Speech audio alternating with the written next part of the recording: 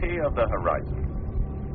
The first of two plays by David Spencer, with Gary Bond as Akhenaten, Pharaoh of Egypt, Mary Morris as Queen Tai, and Kate Binchy as Queen Nefertiti.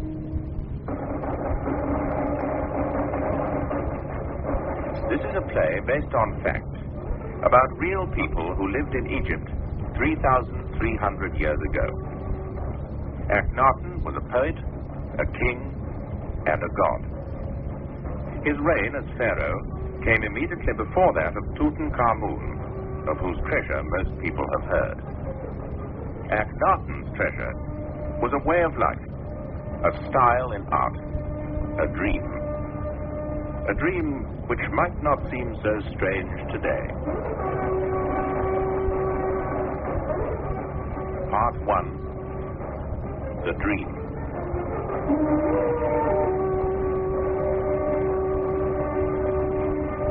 I hate to sound unpatriotic, but you must admit our state music is most discordant.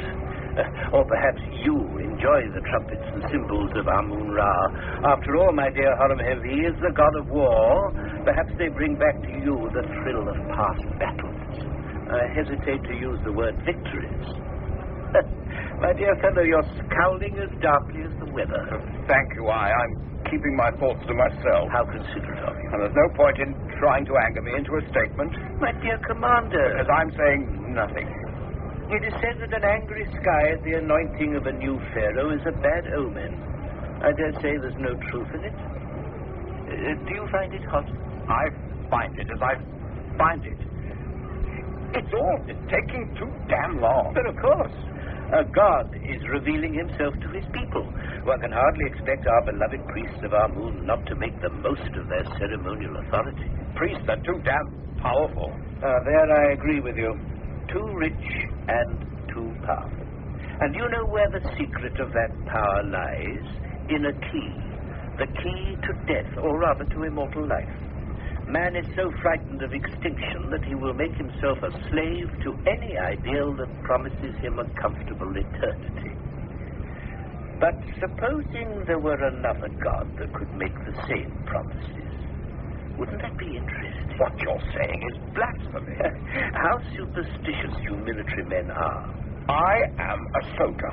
I have one duty, to see that Egypt's military power remains strong enough to hold the empire together. Whoever holds the key to eternity holds the empire together. I wish you'd lower your voice. As fan-bearer and master of the horse, I've permitted certain eccentricities. And if you look towards the third pillar on the left, you will notice a rather ugly specimen who, although he has lost his tongue, can imitate a hoopoo bird rather prettily.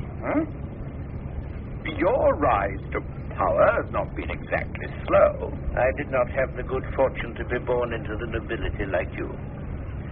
At a very early age, I decided that the mud was for hippopotami. I learned to read and write. Will we be friends or enemies? They must have returned to the palace. Try to look less flustered, my dear fellow.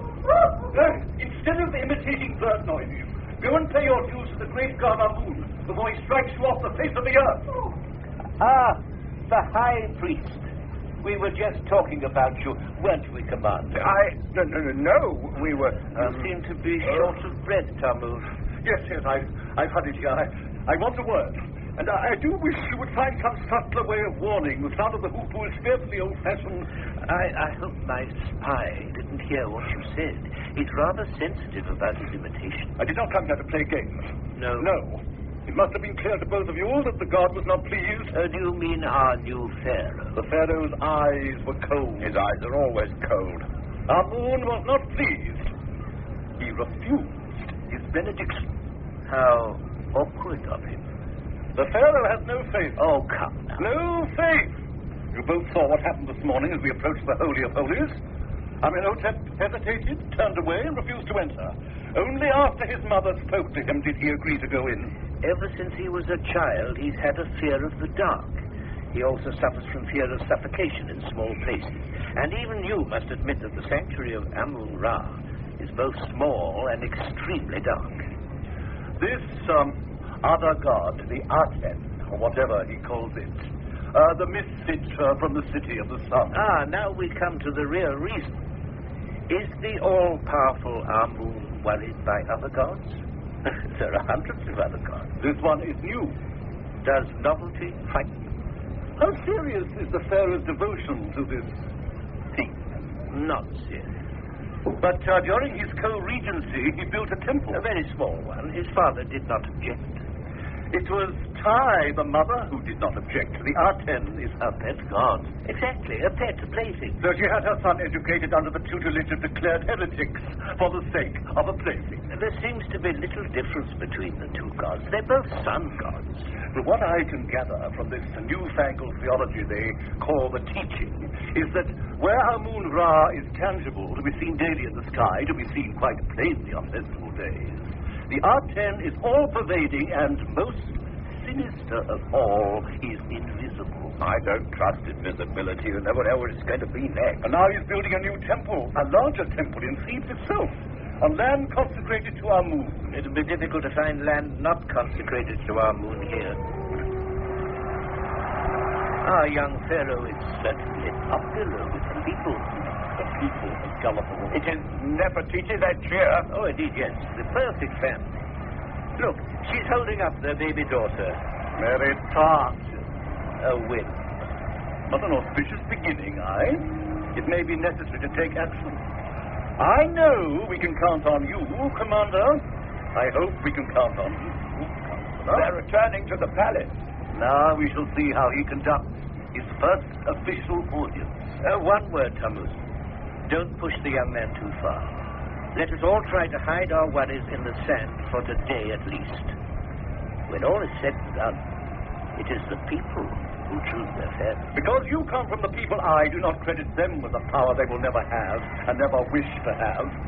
The pharaoh is what they cheer, and the pharaoh is not the man, he is Amun-Ra. Since Amun-Ra is eternal, it is his priests who choose the pharaoh. Why are you standing on one foot, Amenhotep? I'm daring myself to fall. You'd fall if I pushed. I'd fall if you breathed hard. You haven't answered my question. Why are you standing there like that? To achieve awareness. To be aware always of moving outward from the center of stillness and withdrawing back to the center of stillness. To be aware of the body, the surroundings, the relationships, and the unity. You see, Nefertiti, if I place one foot in front of the other, leaving the exact space of a foot, I can walk as straight as any man, or with a slight shift, I can turn in a perfect circle. My right foot rests in front of my left on the polished floor as lightly and effortlessly as a lotus on water. Stop talking, Amenhotep, and eat some fruit. Fruit? I'm hungry. I don't see why, just because you've been crowned pharaoh, our mealtime should have to become quite so irregular. At moments during the ceremony, I was quite certain I was going to faint. Here, my royal king, have a delicious piece of crystallized melon. Or, will it make you lose your balance? There's danger in the air. Did you sense it? And my mother says balance is everything. The foot should always rest lightly like the lotus. Or from the lotus, the soul emerges. That's nice. I'll have another piece. Why are you walking about in that funny way? It helps me to think. I was told of a man who always caused himself physical pain when he had to face a problem because the pain kept him anchored to reality. Aren't toes amusing? Not very. Oh, surely, peeping out of their sandals. Fine little comic. Why can't we eat first and then have your first official audience? No, it's been arranged otherwise. Where's that other piece of melon? Make way for the great and mighty heiress, the mistress of all lands, Queen Tai. Oh, dear. Here comes your mother. Does she look angry? Not very pleased. In that case, I'll remain on one foot. I wish I could say that I found your performance this morning either entertaining or impressive. It was neither. You promised me. I tried, Mother. Not hard enough. You have done the one thing we all agreed you should not do. You've insulted the Theban priesthood. It almost looked as if he'd swallowed 10 cloves of raw garlic. So, Nefertiti, you're here.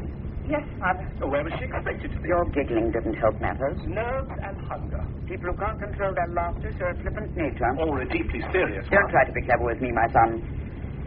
And why are you standing on one foot? Discipline. He's teaching himself willpower. Oh, I see. It's some sort of gesture. For my benefit, no doubt. Very well if you must, but you look like an indignant flamingo.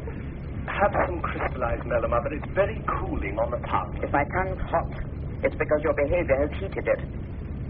You are aware how important this morning's ceremony was, politically.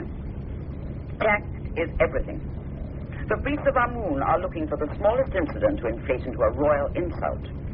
I have warned you that we who worship the Aten are walking on a thread of silk. One false step, and we'll be accused of heresy, of breaking with tradition. And if our tradition is a dead thing? Tradition is what keeps the Pharaoh of Egypt on his throne, and don't forget it. So we have to live and breathe in a dark room full of fears, superstitions, and prejudices because no one has the courage to open a window and let in the sunlight? Yes, if it keeps us on the throne of Egypt, yes. Mother, I do understand. And I understand that you have fears, my son. Oh, it wasn't just that dark little sanctuary or the bats or that horrid statue of Amun. What a circus it all was. Moaning like jackals as they carried in the statue of Anubis, women imitating cows while the choir intoned psalms to Hathor. One after another. Cats, crocodiles, birds, beasts, until it sounded like feeding time in the Royal Zoo. And that statue of Amun carved out of enough gold to build another Thebes. Then that final insult. Tammuz appears as the god Amun in a golden ram's head and gives me an interminable lecture in the name of the god without even bothering to disguise his voice. Well, no wonder Nefertiti laughed. The miracle is that we all managed to stay so solemn. Well, am I to be impressed by such a charade? And when Tammuz came forward to kiss me so the god could enter my body, but it was all I could do to stop myself from being sick. You knew these things would happen? Yes, I knew. But when I knelt to kiss the stones, I was not expecting to see those stains on the floor, nor to smell the overpowering stench of blood. Recent blood.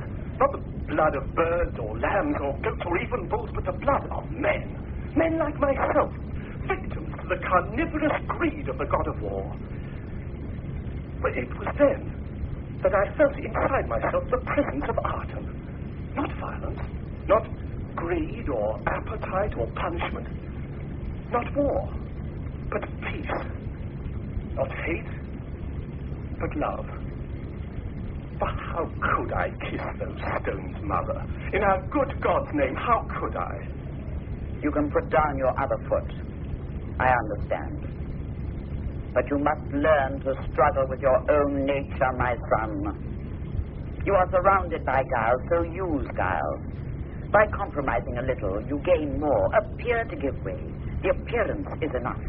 I would not be worthy to be a king if I were to give way on things essential to myself. I fear for you. I fear your dreams. Come. Let us go into the court. And remember, in the eyes of all, you are no longer the mere man you were this morning.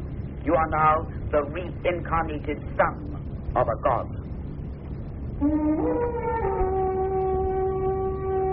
Hail to our Lord the Pharaoh, Amenhotep the Fourth, son of the god Amun-Ra, king of Upper and Lower Egypt, lord of the two lands, lord of the sun, and master of the world. Let those who wish to speak be not afraid to speak. Their Pharaoh is listening. My Lord Pharaoh, the high priest of Amun-Ra speaks. Thank you, herald. We're all quite aware who is speaking. But, my lord, it is the custom. No longer. I wish all here to approach me simply and directly whenever they should feel inclined to do so. Yes, Thomas. My lord, you have caused great uneasiness among your people by your refusal to make obeisance to Amun-Ra. Why? Can a god worship himself? In these robes, I represent the god Amun as much as you did in your ram's mask. I? It was Amun-Ra himself. It was you. Naturally, my lord, I am the instrument of the god. Or you use the god's name as an instrument for your thoughts. My son, the Pharaoh, meant no disrespect to the god Amun, whose son he is.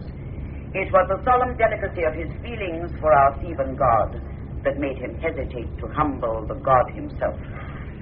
But have you no personal request to make of the Pharaoh? I have, great queen.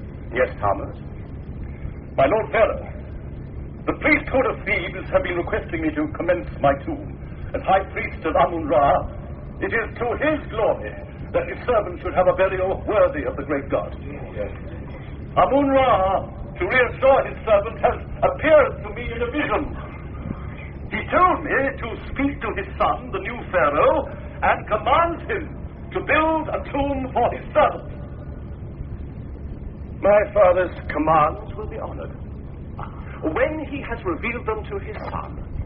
But until then, I give my permission for the priesthood of Thebes to commence building your tomb, with the taxes they are already permitted to gather. My lord, you seem determined to displease the god. Are you aware that Amun is already showing his displeasure? Why, I have failed to notice it. Then permit me to draw your attention to it, my lord. When your father became pharaoh, he was a warrior from a long line of warriors. He was truly the son of Amun, and it was Amun who went before him into battle, destroying and routing the enemy. If it was Amun who destroyed the enemy, then the god was the warrior, not my father. Amun is the god of war. We are all aware of that. Then, are you also aware that since your father put his war horses out to graze and turned to this new god of meekness and mildness, our armies have had no victory? You insult our good commander. Can you deny it for a moment? My lord, I admit to an unfortunate skirmish or two. There, my lord. But why should there be skirmishes at all? This is a time of peace. We are not at war. It is good to remind our colonies from time to time that we are still supreme. Egypt needs friends, not slaves. Egypt's colonies are Egypt's children. No father receives the love of his children by flaying them with whips. But he keeps their respect. It's easy enough to get their respect. It's not nearly so easy to gain their love. My lord, Egypt is not only the parent of a great empire, Egypt is also the leading power in the civilized world. And the reins of power cannot be held by a sick hand. But now this great land of ours is like an old woman who lies on a soft couch. The colonists believe Egypt to be asleep. They laugh at our idleness. They mock the god of Thebes and believe him to be powerless. Amun is hungry. He cries out in his hunger. Give him food. And let him eat this. The pirates. Let him go out and dig in the fields for the fruit of the fields. Give him vegetables, stones, dust. Or let him starve. Flesh! He wants flesh! Amun cries out for blood! You want me to run with blood? There must be war. No! Pharaoh, it is. I petition someone who cares nothing for your God. Your cruel, unreasoning God. Let him starve. You have insulted Amun-Ra. You have insulted the priesthood of Thebes. You are cursed. You are no longer his son. Speak no more to me. My Lord! My good Lord! Friends, the Pharaoh has been under a great strain. The god has taken possession. Clear the courtroom. The audience is over. He's mad. The Pharaoh's mad. Remember of whom you are speaking. Amos is right. There may have to be a war for the country's security. Perhaps the boy's unfit to govern. One of his half-brothers might, under guidance. Whose guidance? We must speak together again. Whatever power you and I may struggle for, we must never forget that it is Egypt which is important, and only Egypt. My lady! My lady! I'm here, in the summer house. Come in out of the rain. I'm glad the weather's broken. It may give us a cool evening. How is my lord? Sleeping. You spoke to Tammuz? Yes. After a great deal of bargaining, we reached agreement. It was the illness that spoke with the Pharaoh's voice, not the Pharaoh. The bargain was hard. The payment? The tomb for Tammuz. Well, it will have to be done. The Pharaoh will not be pleased. My son will be guided by me. There is money enough for a high priest's tomb. Another thing. Yes? The obeisance, his kneeling to Amun. To Amun? Now, that is too much to ask. Not to do it. Well? The new temple to Aten. Not to build it. No, strangely enough, that was not suggested. What then? On the wall of the new temple... Depiction. Yes. A picture of Amenhotep kneeling to his father, Amun-Ra. Clever. Oh, yes. to be seen by all who enter the temple for as long as the temple lasts. But will the Pharaoh agree? He must agree. Thank you for your diplomacy, To have dragged any concession from Tammuz was well done. Oh, he's too clever to fight an open battle. He knows that the throne and Amun-Ra are closely tied. Weaken one, and you weaken the other. He works in other ways. I always come here when I'm worried. The lake is so peaceful. I like to watch those swallows tumble onto the surface, as if trying to catch their own reflections. I like to watch the raindrops striking the lotus leaves. I feel, too, closer to my husband. The boy frightens me. Your own son?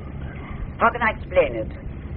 Sometimes I think he really is possessed by a god, but sometimes. Like this morning before the ceremony. I found him in that little temple there, across the lake, watching the sunrise. He seemed lost in a dream. I couldn't disturb him. At last he turned to me and said, "Everything lives in the sun. The father and his children are of the same substance." But of course he would say that. He was to be crowned Pharaoh, and we all know that the Pharaoh is the sun on earth. That is not what he meant. My son is a poet. He worships with the abandonment and impracticality of a poet. He will outgrow it. I wish I thought so. But his behavior towards Tammuz and his open antagonism towards Amun reminds me of a sleepwalker moving nearer and nearer to the edge of a cliff. And like a sleepwalker, he will be unable to hear any shouts of warning. Amenhotep. Amenhotep. Nefertiti. You've slept a long time. What more can any man ask than to open his eyes and see you? I shall send for food. No, stay. Did you eat? Even my love for you vanished at the sight of roast duck. I made a fool of myself. I was proud of you. There I sat, master of the world, in that large jeweled throne, the sacred beard tied on too loosely and itching terribly, with a double crown in great danger of slipping sideways in spite of the padding, and everyone had to take me so seriously. No one dared to laugh. No, sadder still, no one wished to laugh. I didn't think you were funny. I didn't mean to behave to Tammuz as I did. Sometimes I feel... It's difficult to describe, but I feel... I'm not the person I seem or call myself. Sometimes the words I speak are not my words. It is as if deep inside me there is someone else. Someone very different with a different name to whom I am nothing. Will I love him as much as I love you? I do not know him. Before I fell into the darkness, I saw in the center of the sun a city. A vast desert, and on the horizon, a city. Its light shone over and enclosed the whole world. All my life I've heard the beating of hammers, the crash of stone, the heaving of workmen pulling pillars of marble over the earth. I've seen stone sphinxes spring up on either side of the road like wildflowers. My ancestors have built. Now I am Pharaoh, I must build. Oh, Nefertiti, when I'm with you, I'm not frightened, even of the dark. I know that somewhere in the darkness you will be waiting. You are so beautiful. How can anyone look on you and not believe in God? Have you noticed how unlike me the royal portraits are? All pharaohs look alike. I mean, do they think I believe them?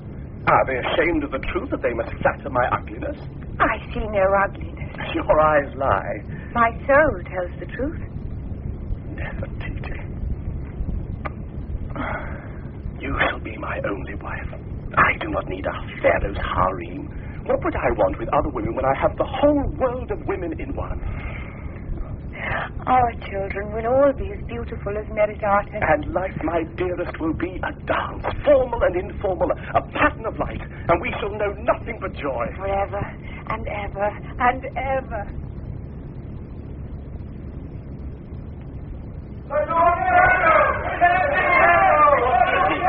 What is the reason for this monstrous hullabaloo? Well, the Pharaoh can it be found? The priest, it could be a plot, a destination, a destination. An uproar. And all because the Lord of all the world decided to seek a little privacy. Privacy? One of the guards who sleep across our threshold stirred out of a bad dream and believed the worst of an empty bed. Is there no way to establish a little order in the palace? Is it true? Has my son disappeared? He often goes out on his own. Without guards? Rumors are everywhere. Some say he has been murdered. The public imagination is monstrous. It may be monstrous, but it is not surprising that they should think so after his behavior lately. I have never known a pharaoh make as many enemies as my dear son has. And as many friends. Only the priests of Amun are his enemies. The citizens appear to have taken it on themselves to be his protectors. From who? From himself, no doubt. And here's our great commander, equipped for war. This is no time to be frivolous. The trouble's been brewing since the coronation. Factions. Tammuz, of course. Yes, he's involved in a highly efficient campaign to blacken the name of the pharaoh. Yet the pharaoh's popularity has not waned. It has increased. He's fighting Tammuz with the same weapon, propaganda. He's been preaching to the people. Preaching? Is he now a priest? Speaking is a better word. He felt he knew so little about the ordinary people. He has made many friends. I have met some of them, thank you. Idealists, opportunists, all eager to take advantage of my son's lunacy, and who indeed would not be flattered to see the Pharaoh of Egypt shambling about the marketplace, begging like a common beggar for a small share of the public love. How could anyone recognize him? They've only ever seen him in ceremonial robes, and he uses another name. What other name? Well,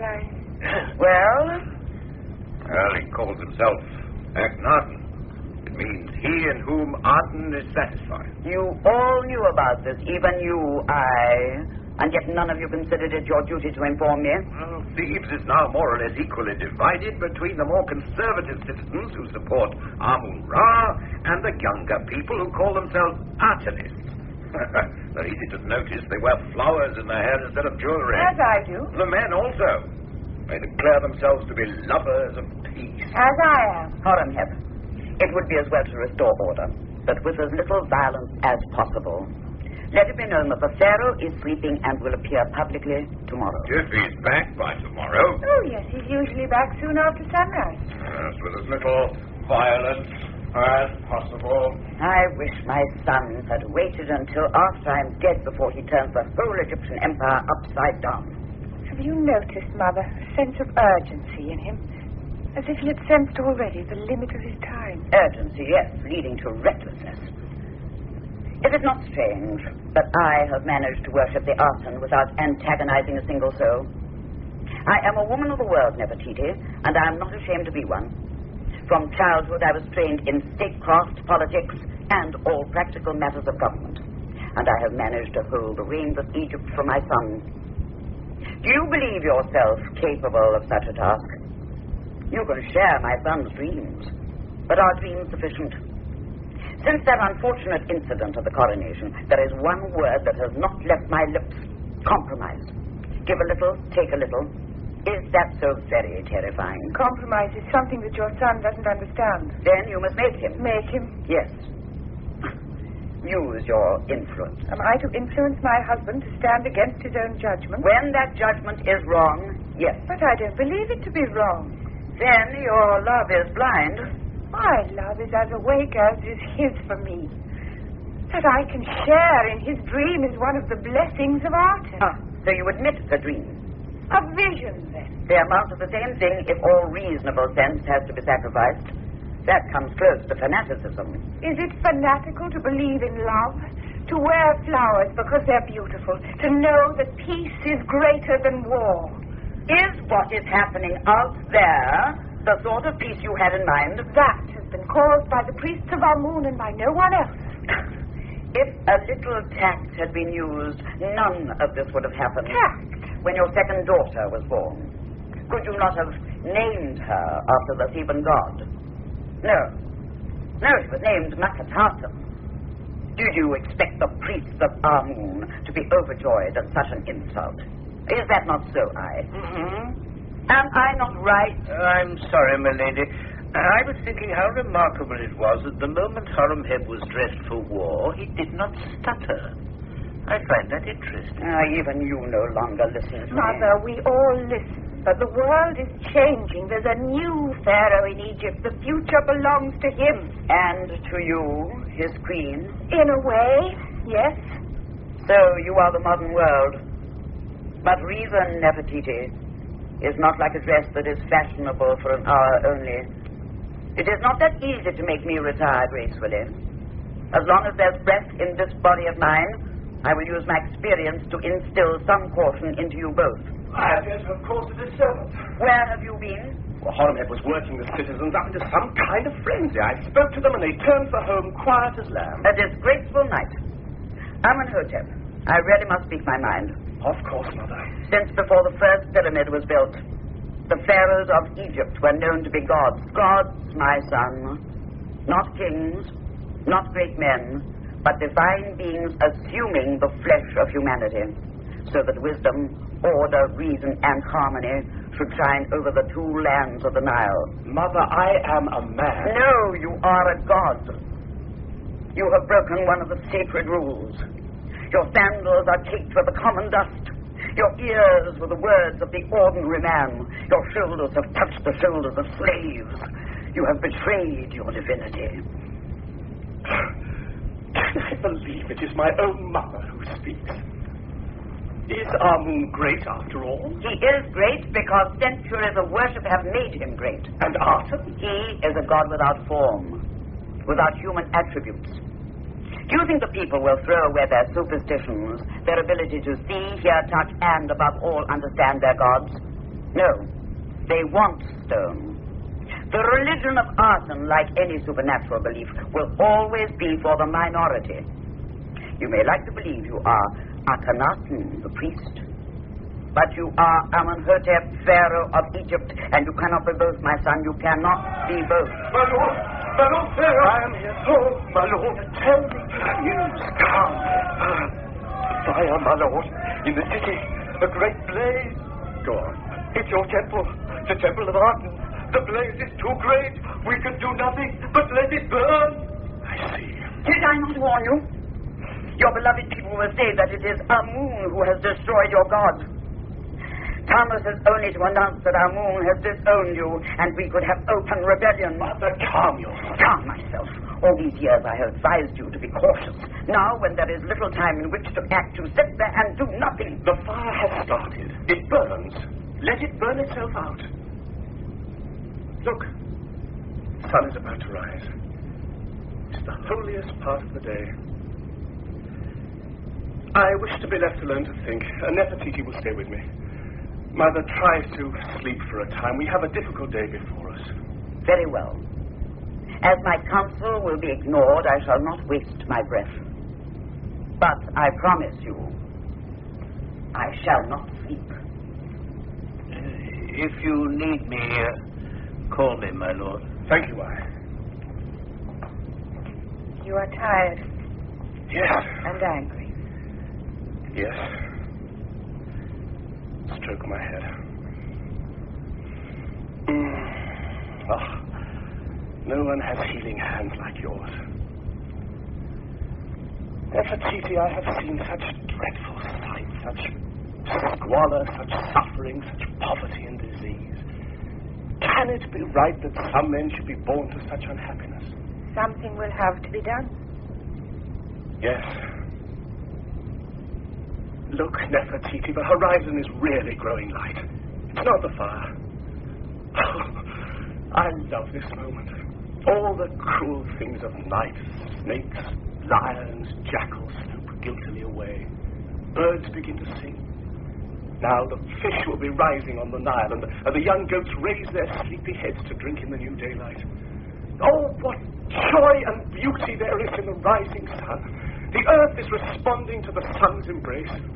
Oh, Aten, loving, merciful God, you fill my heart. Your servant is here. Amenhotep. Amenhotep. I know what I must do. I see again the city in the sun. Such a beautiful city. My mother says I cannot be Akhenaten, the priest, and the pharaoh of Egypt. But that is what I must be. You know, I have often spoken of the man within me, the Lord I could not understand. I know him now, and I am not afraid.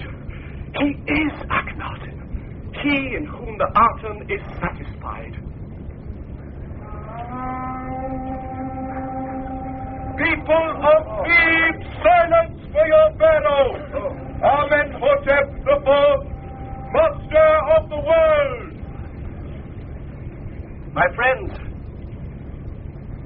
you see here the remains of this temple.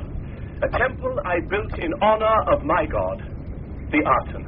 You are afraid. You feel uncertain. You whisper among yourselves that this was caused by the god Amun, by the hatred of a jealous god. I understand your fears. But the fire was, in truth, the fire of Aten. The great heat that is in the sun, the heat that destroys, the heat that creates, the heat that warms the egg until the bird breaks its shell and sings out, I am life. For Aten is the one and only true God. There is only one God. One God. And he is love. Other pharaohs have lived as gods in their quiet palaces, but I have moved amongst you. We have talked. It was Aten, in his love for you, who said to me, look, great king, you live in comfort. Wear good clothes, taste good food, drink good wine, but go out into the city and see how my children live. The rags they wear, the harsh bread they eat, the dirty water they drink. I obeyed him, and I have seen. You are afraid of Amun because he is sometimes made of gold. Made of gold by men's hands. Because something is made of gold does not make it godlike. In the palace I have cups made of gold, and we all drink out of them, often, and remain happy. But no one need ever fear Aten, for he does not punish. He does not curse. He does not need blood to spoil his altars, nor to snatch from you your hard-earned wages. He does not want your money, your tithes, your burial duties. He wants only your happiness. I told you that Aten sent this fire. Now I will tell you why. It is because Aten wishes me to build a new and beautiful city in his name, where his radiance can shine forever. All his children shall gather in that city and live together in peace and joy, like good brothers in a happy household. There will be no rich and no poor, for money will have no power. Your pharaoh will build it, and your pharaoh shall pay for it. When I came down into the city, I called myself Akhenaten. Many of you know me by that name. From today, your pharaoh has taken that new name. I am Akhenaten. Make way for your pharaoh, Akhenaten, master of the world! Akhenaten! Close the shutters. Close the shutters at once. Lady, what he has promised to do now is surely too dangerous. A new city, a new capital. It would be a disaster. Are we so certain? It is possible that your son may have been rather clever. If he has been, I'm sure he is blissfully unaware of it. My lady, the political value of a god is that whatever one does or says in that god's name has an authority which the action or words may not deserve. That has been Tammuz's trump card. Whatever idiocy he cared to commit carried with it the seal of divinity. He spoke in the name of Amun. Look, I mentioned the name, and immediately a flush of religious awe appears on our good commander's face. I am red because I am hot. But what, after all, is Amun? A name. The god of Thebes. The god of Egypt, Commander. Now, the Aten is not only a god of Egypt. He is anyone's god. Everyone's god. Barbarian as well as Egyptian. Do you not see what that could mean? No.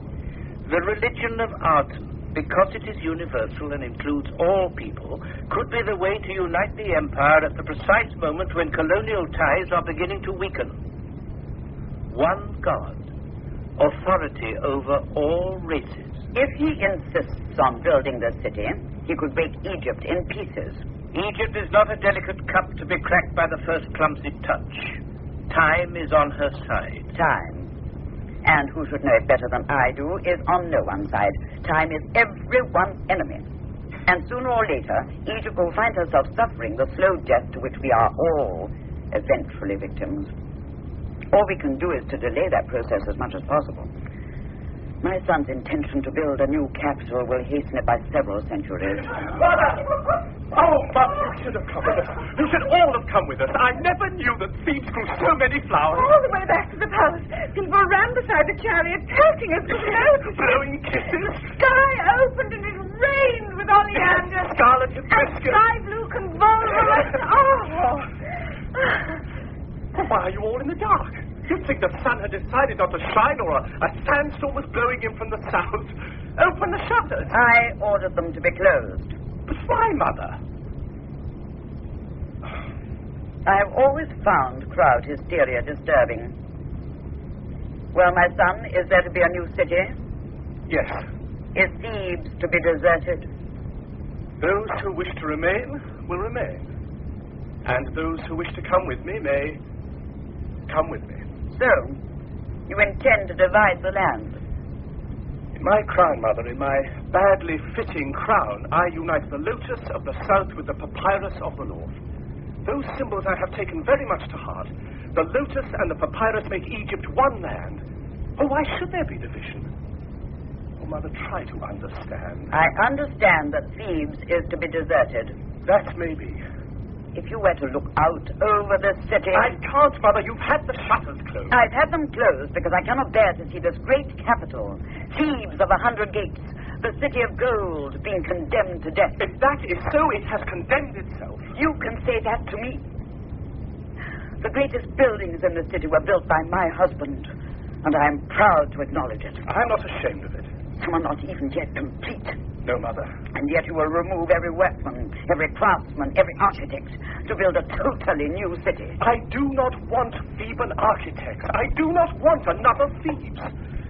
I have chosen my architect from the common people, for he will not have been blinded by tradition. Is it so very odd that I should wish to construct a city for my God? Extremely odd. But all our gods have their cities. Why should not the greatest of gods, the one and only God, have a city too? Here he is forced to beg a few feet of earth from our moon. Everywhere we look, we see our moon. There is no room here for two gods. The burning of my temple showed us that. Hatred and love cannot live side by side. It is one thing or the other. Each of us has a choice, and we may choose as we will. Oh, Mother, why must we fight each other? Listen, I will tell you what I plan to do. We will all wear our gayest clothes, and we will take the royal barges, fill them with flowers and good food and good wines, and we will drift northwards on the movement of the Nile, until Aten shows us where he intends the new city to be built. Has that not yet been decided? You're still angry. Planning a picnic does not solve anything. Mother, if you had been with us, you would have felt pride in your son's words. I have listened to my son since he was a baby. He never learned to talk. He was born with the art of chattering fully developed. Words have never failed him and probably never will. Unfortunately, his words as Pharaoh lead to actions, and those actions have their consequences, and those consequences concern everyone in this room. This is no time for pretty speeches, for beautiful dreams. This is a time for hard, nasty facts. Mother, you weren't up there. You didn't see the people's joy. Nefertiti, have you ever seen a plague of locusts? No. I have. As a child. It was a sunny, ordinary day, harvest time. The farmers were singing in the fields as they worked. The day seemed golden. Then I became aware of a sound, like a piece of metal scraping against the single string of a harp. A sound higher than wind whistling. One by one, the farmers stopped their work and looked up. I was frightened. Everyone around me was frightened.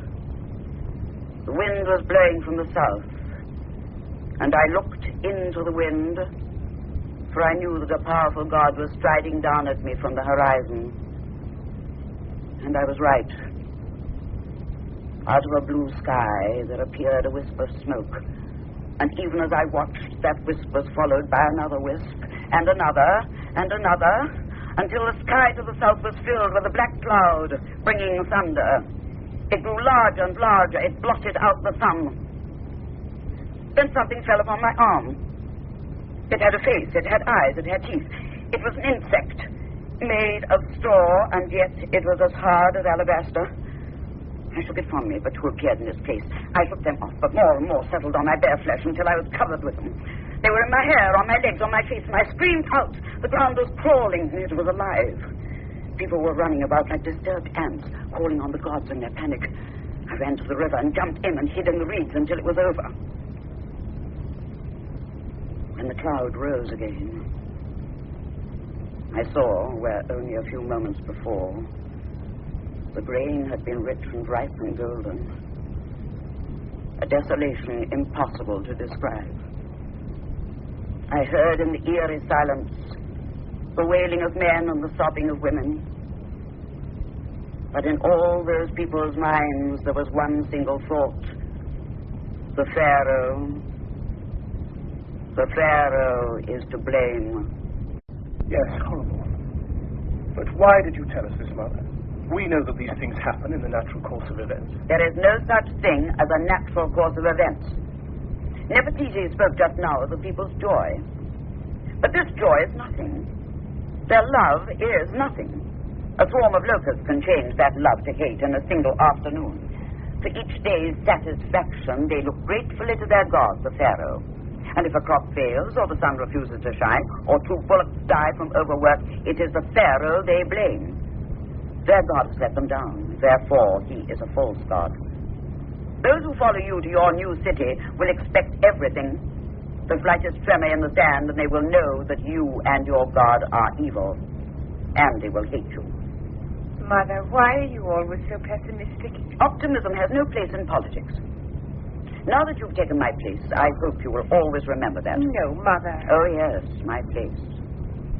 You will see disaster approaching. The wisp of smoke on the horizon, and it will be your words that remain unheard. Then you will understand what I am feeling at this moment. I hope you will find the courage to bear it as I must. I have fought too long for Egypt. I have fought too long for my son. Now I'm tired. Tired of fighting. I'm beginning to feel my age.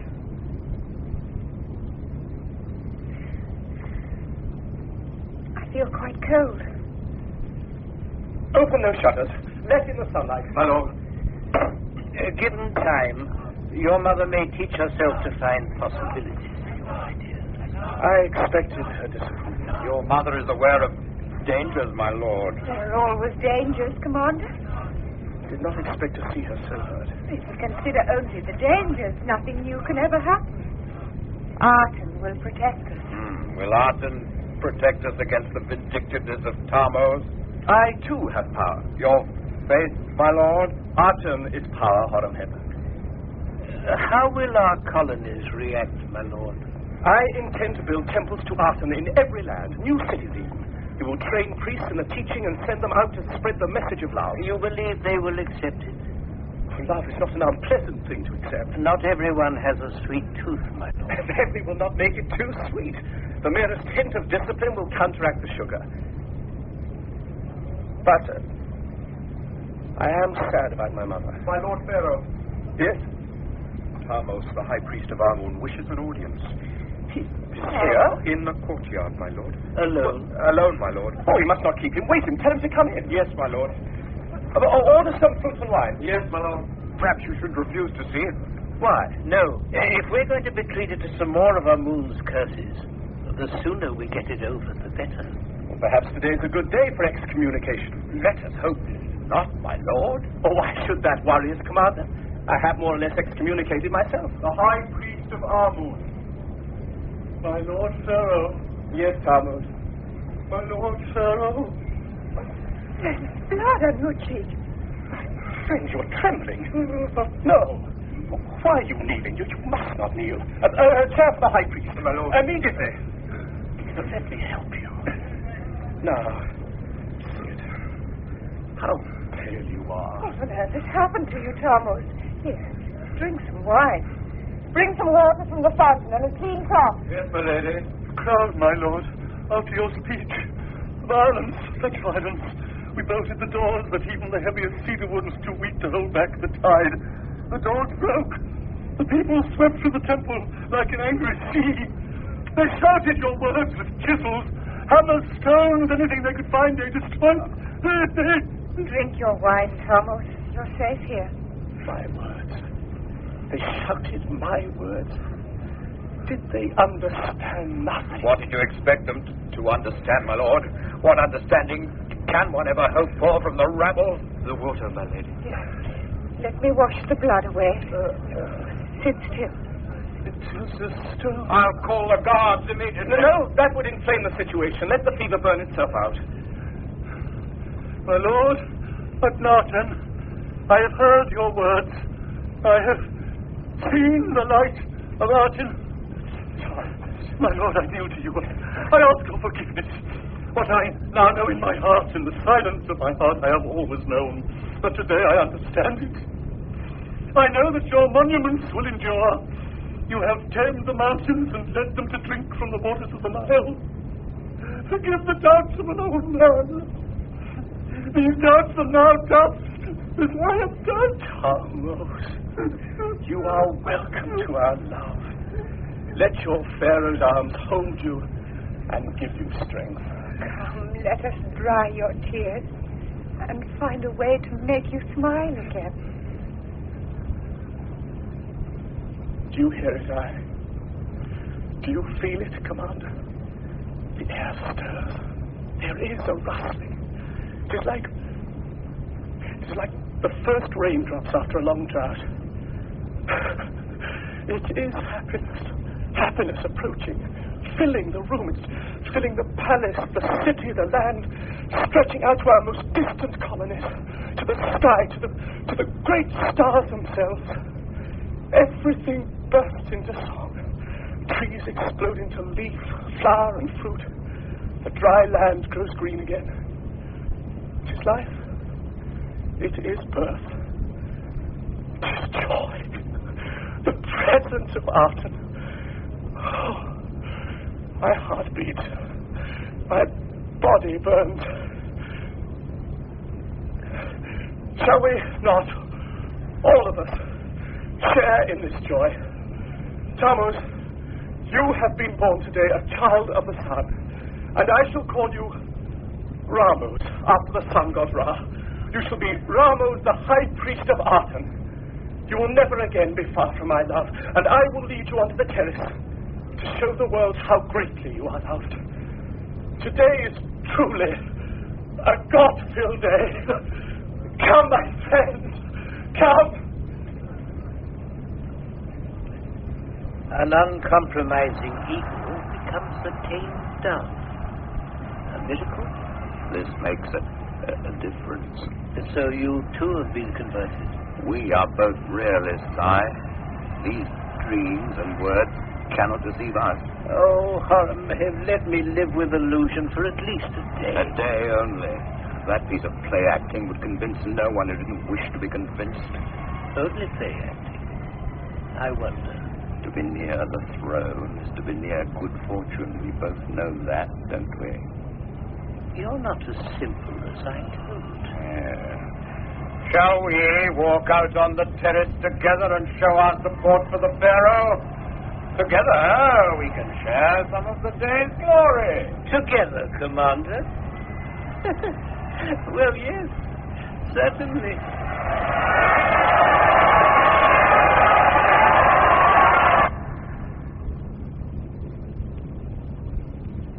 Are you still angry, Mother? Not angry.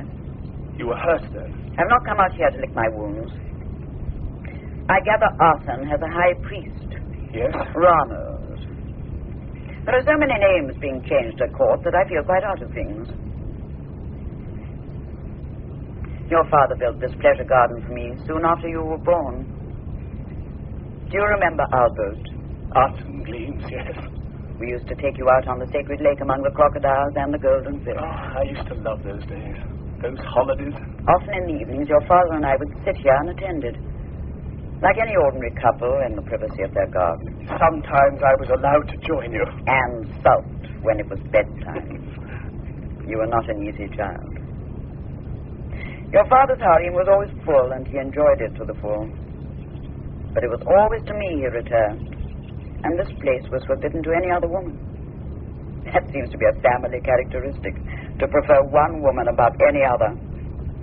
But I did not have Nefertiti's beauty. In fact, beside his other wives, I was quite frumpish. But it was I who became his queen, I who bore the future pharaoh. And I was a comparative commoner with less right to be his queen than 30 other court beauties. And yet he chose me. He chose wisely. I'm not looking for flattery. Why did you come here? Like my father, to ask questions. But unlike your father, you will ignore the answers. And you know perfectly well, my son, that when you look at me with that giraffe's expression of yours, I melt and will do anything you ask. But praise for your actions, that I cannot give. Mother, it was you who first guided me into the teaching. Yes. You and my father. Yes. Well, do you no longer believe in the Artem? What has that got to do with anything?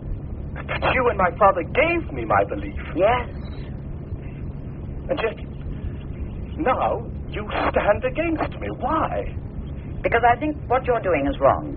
How can it be wrong? Because you are a pharaoh, and the pharaoh has a responsibility to this great country. I can only do what I know to be right. The quality of a dream is that it deceives us into believing it to be real. The city of the horizon will be real. It will be a mirage in the desert, a flickering on the horizon, like a brief thought, no more. Oh. How did you hope to convince me otherwise? I hoped we might understand one another. What would you do if there were a war? There will be no war. If there were? I should refuse a war. It would be that easy. I should prevent it. With what?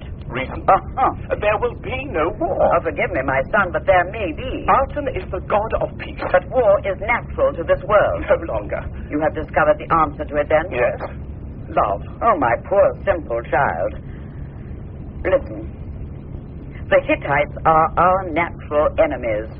They want to destroy Egypt. Oh, Mother, the Hittites are afraid to make naughty children behave themselves. There are signs that some of our colonies would prefer to free themselves from what they consider to be the Egyptian yoke. The Amorites, in particular.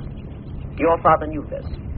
That is why he insisted the Amorite prince, Azero, should be brought up in the Egyptian court. I know him, a charming, cultivated young man. And as cunning an individual as I've ever had the misfortune to meet. Mother. If you want to prevent a war, then you must give up this idea of a new city. But what difference would a new city make to events? It would reveal a weakness in Egypt that would be taken as an immediate sign for insurrection. I know what I'm talking about. The world is waiting for just such a signal. I beg you, do not move from Thebes. I must. Can you imagine what this will mean to the richest city in the world? Where the pharaoh goes, prosperity goes. Thebes will be left for the jackals and desert antelopes.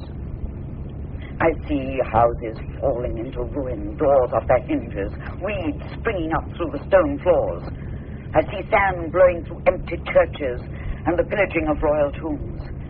I see pillars fall to the slow erosion of night winds. Ghosts, echoes, the cursing of the disturbed dead. And Osiris once more dismembered, cast to the edges of the earth. But worst of all, I see waves of barbarians breaking over our shattered walls. And I see a city of light built in truth and love, with temples open to the sunlight, with gardens heavy with tamarisks and sycamores, with precious shrubs from every part of the empire, and filled with colored birds that one has only glimpsed in one's dreams. I see a river bearing good cargoes to the open sea. I hear the laughter of children as they play together in gardens made specially for them. I hear the happiness of people who communicate because they love and are loved. I hear them praise Arton as he rises in the morning and praise him at evening as he scatters his last gold on the mountaintops. And what I see is no dream, Mother. It is a reality that will be and must be before 2 years are over. 2 years? It must not take longer. Why such speed? I can spare no more time. Oh, I see. You are so old. A youngster with one foot in the tomb. That is not impossible. Why are you looking away? Are you ill? Not at present. But in the future? We may all be ill in the future. I see a shadow. That is what it is, Mother, a shadow. I intend to know.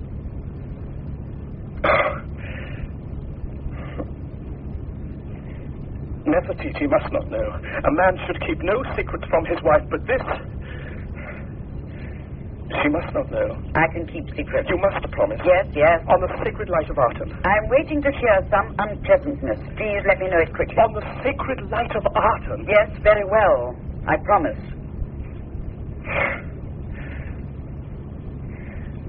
As you know, my choking fits and falls into darkness have stopped. Our physicians claim they have cured me. Yes? Mother, we have often joked about the shape and size of my head. You have joked. Inside that skull there is a pressure. Pressure? From the skull? There is no cure. Of course there is a cure. Our medicines are the best in the world. Nothing can be done. Oh, I will live. Too long, maybe. However, there is a danger of... Well, he said that in a few years I may live in darkness. Never see the sun again. Well, that I can bear, but my mind, my reason, that I find difficult to face. Does he think a pharaoh's mind can disintegrate like that of a village idiot? It proves what I have always said. The pharaoh is a man. How long? I have some time left, but not enough. Not nearly enough. I, who has always been a wise counselor, believes that good may come of your plans, and the conversion of the high priest alters the situation considerably. No, Mother. Don't let my illness tame you. You are right to believe what you believe and to say what you need to say. I would not wish it otherwise. Then the best thing I can do for you is to stay in Thebes. You will need someone here to hold your interests safe. I am too old to be uprooted. Tomorrow is for keener, more youthful spirits. Your father's presence is here to keep me company. So take your boats and float to your new city and leave me here to hold the world together for as long as I can. Yes. We will sail in the morning. Just as Arton's rays appear over the horizon, there will be food and drink for a month.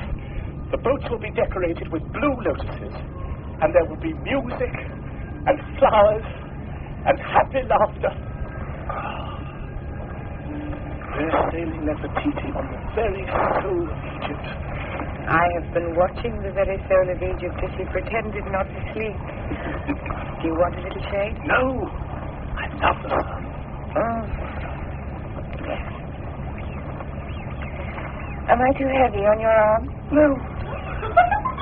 Oh. Very taut, and don't lean over the side. Do you want to be swallowed by a crocodile? There aren't any crocodiles here. If your mother says there are crocodiles, then there are crocodiles all round the boat. But Father, we've seen fish jumping, we've seen fat fish, little fish, round fish, long fish, and two water snakes. Eels. We've seen hippopotamuses, one-legged birds, two-legged birds, and no-legged birds. But we haven't seen a single crocodile. Do you think Carson says if he sees a crocodile, he's going to shoot it? With what? He has a bow and arrow. You would be very brave to match a toy against a crocodile. He is a bit of a boaster. Very taut, and don't criticize. Still, if I see a crocodile, I'm going to show it to him and make him kill it. That'll teach him to boast. But all the crocodiles seem to be hiding. The heat. They're resting in the reeds, waiting for naughty children. Is Ray going to have crocodiles too? No, he's too grown up for us. He's been counting how many different birds he can see. He won't speak much to us. He says our noise distracts him. He says he's counted 27 kingfishers and over 100 ducks. Then be less noisy and don't distract him. He's only doing it to show us how cleverly he can count. And you look after your little sister. If she sees you leaning over the side of the boat, she'll lean over. And we don't want to spoil a perfectly good day by losing your little sister. She's hungry. We're all hungry. The sailors are catching fish to cook. Why can't I eat fish? Because you're royal and fish can only be eaten by the simple people. Well, to royalty, they're poison. Why? Custom. Now run away and play. Yes, Mother. She's beginning to show signs of beauty. Signs of curiosity. She's right to ask. We keep our customs without ever questioning their usefulness. No doubt if we were to eat fish, we should live to see the evening without much trouble. Tartan is the one who will turn the young prince's head. So young, but already beautiful.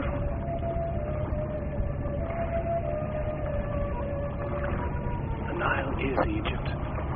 I love this strong, calm river. Where would this dried-up land be without it? There's a mosquito about to bite the royal nose. It's gone. The royal nose may sniff in peace. I am so very much in love with you. Oh, I would be very quarrelsome if you were not. Look behind us, Nefertiti. The Nile is filled with boats. All the sails are full. There's a good wind. Oh, that's a sight my father always loved. River festivals, he would hold me up high above his head and the crowd would cheer. I remember once he received 100 ambassadors from Nubia, and I rode along the shore with him on an elephant. So strange and large. His hands held me safe. I felt no fear. He had strong hands, hunter's hands. They were very dark and covered with small black hairs. He smelt of sandalwood. It was the Nile that brought you and me together. Or at least first brought you to my attention where you insisted on staying. It was the festival of Hathor. The goddess was on her way from Dendera to spend her annual 2 weeks with her husband Horus at Edfu. Some people believe 2 weeks a year makes for a perfect marriage. Yes, it was a good occasion for a man to see his future wife for the first time. There were boats from every city in Egypt and every country in the empire. It was evening.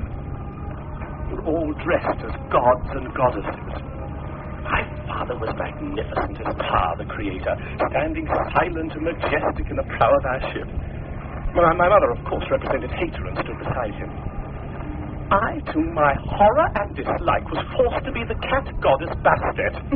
Well, it was bad enough being a cat, but to be a female cat was a dreadful experience for a shy, self-respecting boy like me. I sulked by myself as far from my indifferent parents as I could.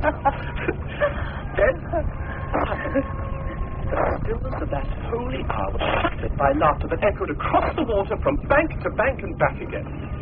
I looked up and saw a strange little girl whose face had regained composure, but whose eyes still held their laughter. You had laughed at me.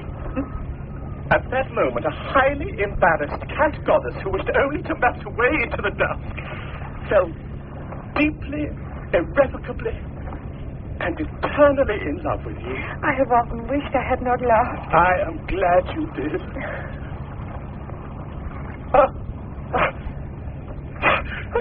What's the matter?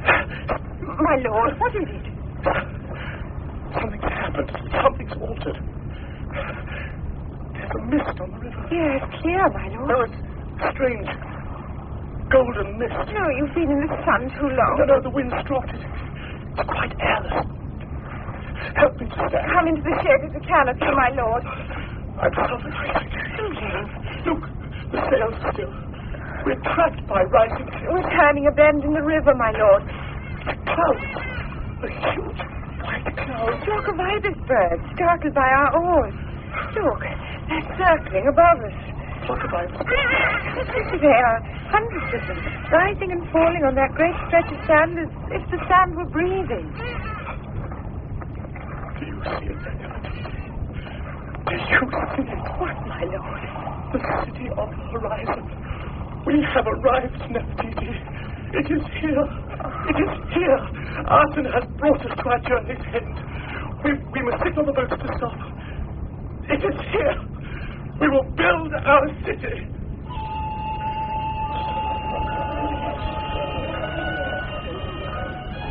You are out of condition, You must remember, Commander, that you're used to this outdoor life. I'm one of those rare plants that wilt with too much exposure. Here's a tree. I think you flatter it. However, we can rest in its rather grudging shade and envy the young ones at their play. Oh, I prefer to ignore them. Do I sense disapproval? Frivolous butterflies. Well, what could be more charming? Even the most dignified matrons are hoisting up the skirts and cavorting around as if growing over a backward process. And why not? It's a day of wonders, Harameh. What wonders? Could a better place be found for acknowledging the sun? Light is trapped here like water in a rock. Look how those midges swarm round the pharaoh. Artists. They're the new elite.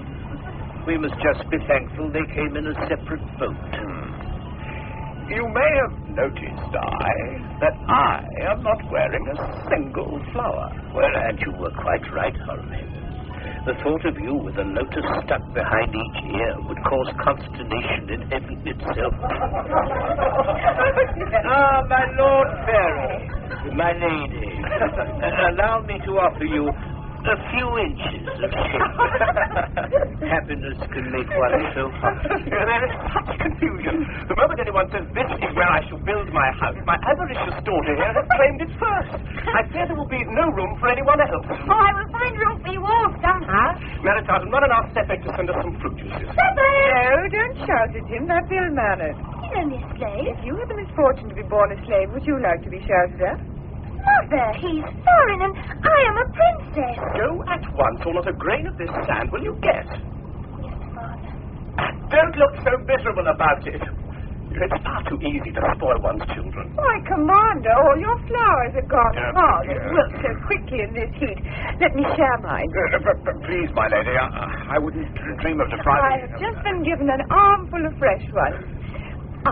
I think behind the ear, don't you? I am honored, my lady. Oh, Commander, how delightful you look. Thank you, The fruit juices. I myself shall pour for you all. What is that bird, my lord? That large bird circling slowly, higher and higher. Why, Snickery, I didn't see you there. Come and sit over here by me. Yes, my lord. Well, I don't see it. There, near those high cliffs. Well, I think it's an eagle. Yes, I think it must be. I have not seen you play many games. I do not enjoy games, my lord. You find them childish? Yes, my lord. And I'm not very good at them. Well, how then have you amused yourself? There is so much to see, my lord. Snickery, what would you like most in the new city? Nothing, my lord. Well, there must be something. What would give you the most happiness? To be near you, my lord. Then you shall be. Orange for you, my lord. Why, Snickery, I didn't notice you. You come and go like a little shadow. What would you like? Orange, please, my lady. Oh, my husband's shadow, I see. Mary Tartan, bring Snickery some orange. Yes. Are you happy, my lord? Very. Oh, very. Here come our architect and chief sculptor looking very grim. Beck, my dear friend, and Tutmos. I have completed my studies, my lord, and all will be well. The site is as perfect as any I could have prayed for. Tutmos, you look larger than ever. My lord. Do you know, they argue all the time and never seem to realize that their thoughts are practically identical. And what were you both arguing about this time? Oh, the painters were wondering how to decorate the buildings. I have said that gods and goddesses are inappropriate. Quite traditional designs, too. The key of life. The symbols of the past would be all wrong. Battlefields look good on walls. Decoration should uplift one's spirit. Very true. And make one laugh. Excellent. They must express the words, living in truth, my lord, and be beautiful. Indeed, they should be beautiful. And truthful. Of all Arsen's gifts, Which do you consider the greatest? Happiness. Knowledge, health. The use of one's hand. The use of one's brain. And what about the use of one's eyes? The gift of sight. And what a gift it is. We see how the Nile reflects a perfect image. We see how light draws strange designs between the papyrus stalks in the marshes. We see the wild birds rising to greet the sun. Beauty is everywhere, as art is. Well, look, that butterfly on my white shoulder. That red dragonfly haunting Spenkere's hair. Our eyes show us truth, and everything is truth. In Thebes, as you have often said, Tutmos, all pharaohs look alike. They're symbols, not flesh and blood. Would you have me look like my father, who looked so like his father and his father before him? Well, that would not be living in truth. Are you embarrassed to meet my eyes? Everyone must learn to look at me without fear. We must all learn to look at each other without fear. Well, look at Horemheb. My lord. There is the body of battle, the muscular control of an athlete, the energy of the fighter. Then look at I. Oh, an indoor body, I'm afraid, my lord. Oh. Years of bowing and scraping have quite ruined my poise. And look at Speckere here. Knowledge beginning, innocence still present. And then look at our queen. Beauty, that is truth. I see you understand, Tutmos. I understand it, that it is beauty, my lord. And now look at me. What do you see? The Pharaoh of Egypt? A god? Are they so ashamed of their Pharaoh that they wish to make him look different? Alas, my own mother tells me I have the face of a giraffe. No, I fear she is right. My eyes are narrow and so long that if it hadn't been for the fret of my ears, they would have met each other at the back of my head. My nose halted too late. The mouth was an afterthought, and my chin has only one ambition, and that is to touch the ground as soon as possible. As for my body, well, it never quite received enough instruction on how to mold itself to my skeleton. Skimped here, it became over-generous there.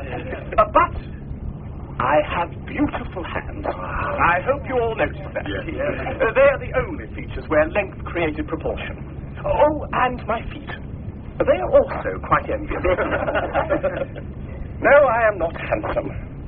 But in this proportion there dwells a kind of truth which should not be ignored.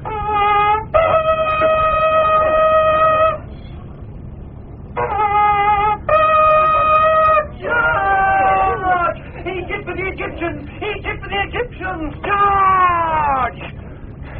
Commander, I report a great victory over the Hittites. I rejoice to hear, Tutankhaten, that it is a victory you have to report. Oh, it is, my lord. 700 prisoners at least.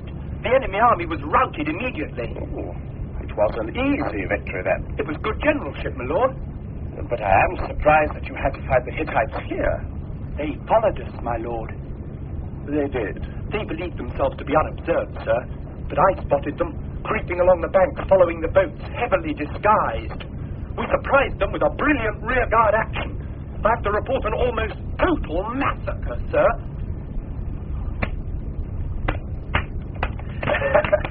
Tutankhaten, you obviously follow the royal tradition of slightly exaggerating your achievements.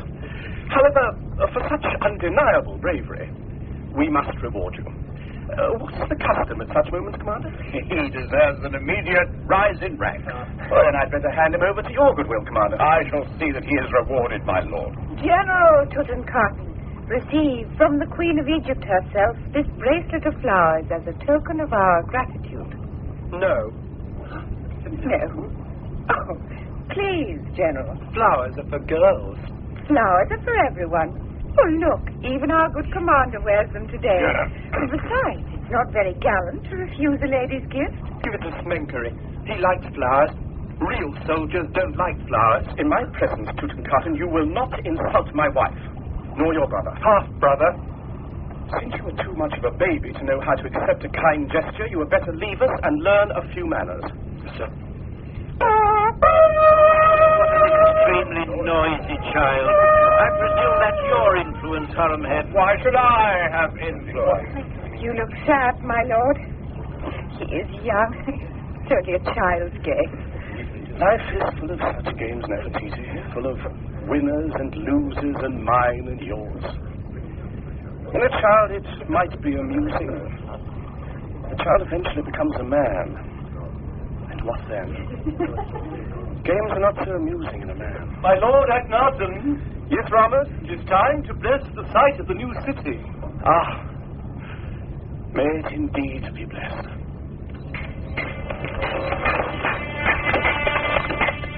From Queen Tai to her son, the Pharaoh, Amenhotep IV. My dear son, your vow never to leave your city once it was built was a mistake. A silly, tragic mistake. You placed a stone halter about your neck and tethered yourself quite unnecessarily to your ideal. For the city to mean anything at all, Mother dear, it must contain my presence permanently. How else can its citizens have confidence? At your request, Great Pharaoh, the first building will indeed be the great sanctuary. But the whole conception may be ruined by too much haste. Beck, I cannot afford the luxury of seeing seeds become saplings and watch them climb to maturity. Trees must be planted that have already learned how to carry their fruit. My son, there are other issues that must have some share of your attention. I've been told that Azuro, the son of the Amorite chieftain, has requested permission to leave Egypt and return to his father. I beg you not to grant it. Come to me and let us speak first. I beg you again to not grant it. Mother, indeed, I will come to you as soon as I am able. Yes, Aziril came personally to see me with his request, and it seemed a reasonable one. He has not seen his home since he was a child, and his father longs to see him again. He is convinced that the Aten is the one and only true God. If the Amorites turn to Aten, the rest of the empire will be quick to follow. The political naivety of my son is beyond belief. He has allowed Azuro to return to his father. Is it too late to prevent this? Is he so blinded by his sun's rays that he is unable to see beyond his nose? My Lord Akhenaten, the sanctuary of Aten is finished.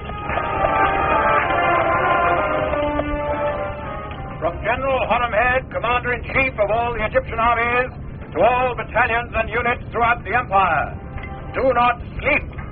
The times are such that it is easy to be lulled into a leniency towards oneself. All battalions are to remain on the alert. My Lord Akhenaten, the temple of Aten is completed.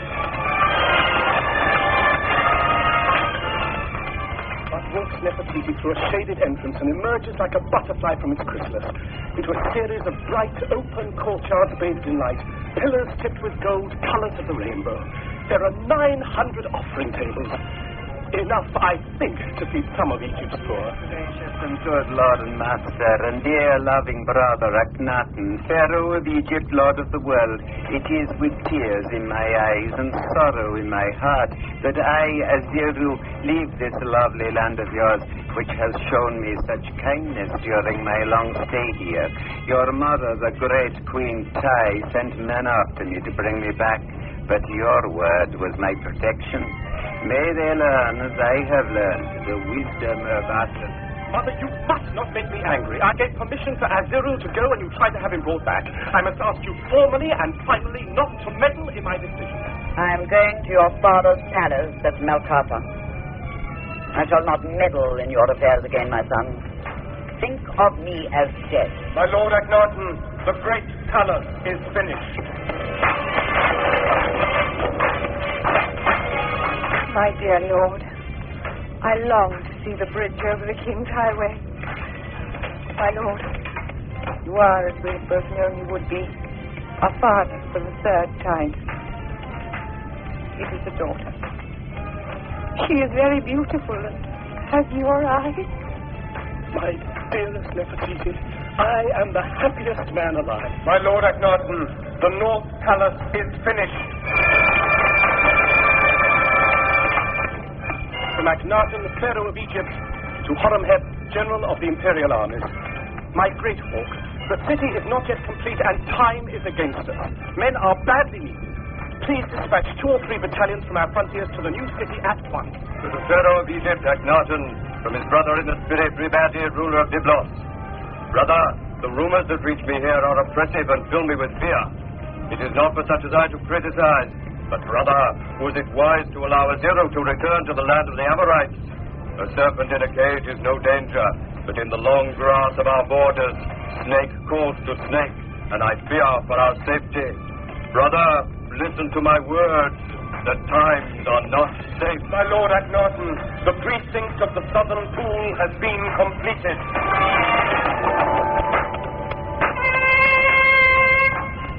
From Prince Tutankhaten to General Horemheb. General, gift after gift have you sent me, each one better than the last. My toy soldiers teach me the art of war. My maps teach me to protect my world. And now the war trumpet which I'm learning to blow will teach me to sound the glory of Egypt forever. From Prince Sankari to his friend and brother Akhenaten. My dear Lord, when a day passes and I have neither seen you nor heard your voice, a feeling of sadness such as I have never felt before fills my whole heart and body. Do not forget the friend who loves you. I am grateful that at such an early age I have learned what it is to love. My Lord Akhenaten, the city of the horizon is complete.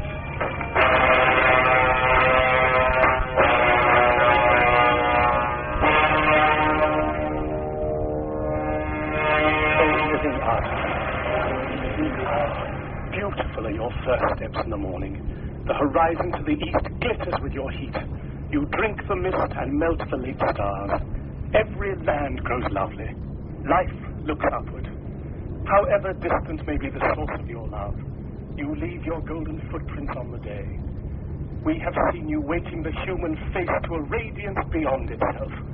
O living Arten, creator of life, creator of love. Beautiful is your deep burning in the west, the slow scarlet fire into which the day falls, earthwards, like a weary bird.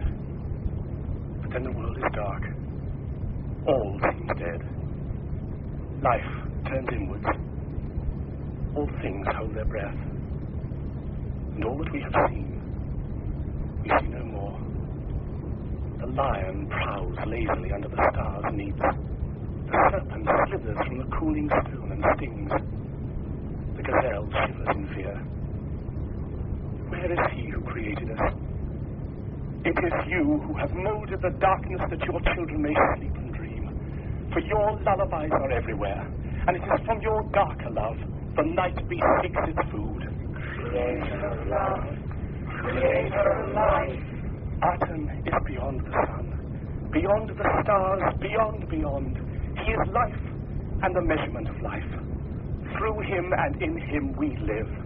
He is beyond, and he is here. He has built this city for his children.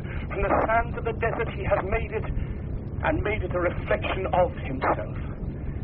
May the city of the horizon always be, as on this golden burning morning, forever filled with the light of Arten.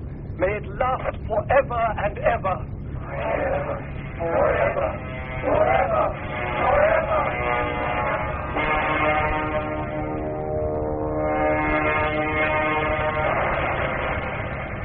Now the harm is done. I cannot see how it can be undone. In The City of the Horizon, the first of two plays by David Spencer, Gary Bond played the part of Akhenaten, Pharaoh of Egypt, Mary Morris that of Queen Tai, and Kate Binchy, Nefertiti. Smenkere was played by David Valler, Tutankhaten, Geoffrey Beavers, Mary Tartan, Stephanie Turner, I, Lockwood West, Horemheb, William Fox, Tarmos, Rolf Lefevre, Beck, David Spencer, Tootmose, Robin Brown, Ribadi, Leslie Heritage, and Azuru, Louis Stringer. The production was by John Tiedemann.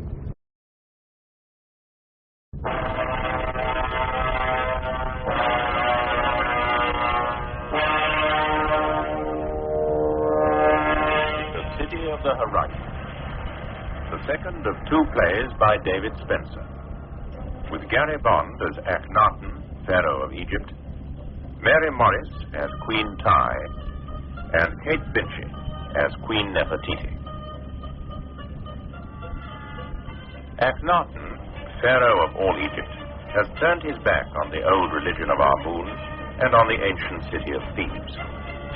The worship of Aten, the sun disk, is at the center of his new religion. And to Aten, he's dedicated the capital he's built, the city of the horizon. A city where life is to be dedicated to peace, not war.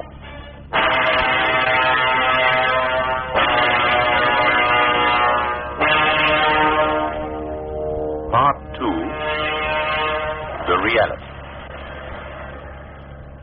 The harm is done.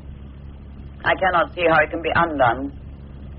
He gave his dream its form. Yes, my lady. And yet it remains a dream, Commander.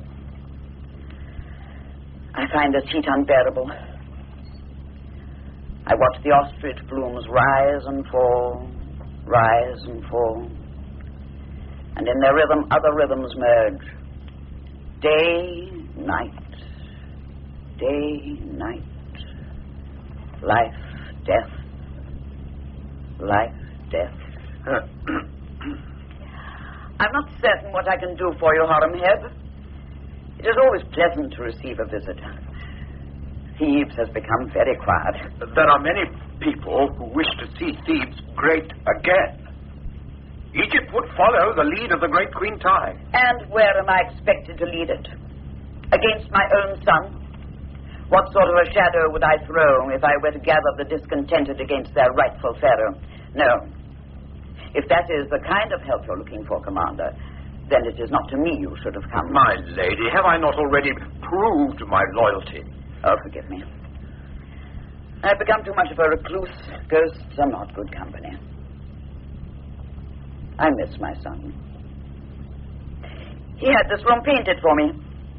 The paintings are not, I suspect, to your taste. I confess, my lady, I prefer a more traditional approach. I have grown to like them. They have a life and immediacy, which my husband would have appreciated. They are not like the art we learn to know, formal, frozen ideas. And this duck will eat that fish one day. And in the reeds over there by the pill of the wind, one day will be stilled. But you did not come here to talk about the new art. Why did you come, Commander? To ask you to talk to the pharaoh. There are hundreds of miles of desert between us. I doubt if my voice could carry that far. He has vowed never to leave his new city. He will not break that vow. He will not look on Thebes again. But you, my lady, you have made no such vow. You are free to travel. I am too old to fight with distances. He needs you. We are receiving many reports of trouble along the Syrian borders. Ever since I can remember, we have received such reports. Syria and all our colonies teem with little tribes who insist on having little arguments, which result in a little bloodshed. Order is quickly restored. Not if there is nobody there to restore it. I do not understand you. The pharaoh insists on peace. So? So, we have no troops along the borders to keep that peace. Our soldiers have become farmers, shopkeepers, artists. The army that I'm supposed to command does not exist. How long has this been going on? Since he completed his city. Dangerous? Yes. The main threat would come from the Hittites, and they appear to be asleep. Our spies report new military activity along the border.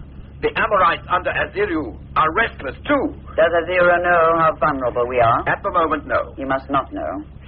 Will you talk to the pharaoh, my lady? The annual tributes from the empire are being offered in the new city.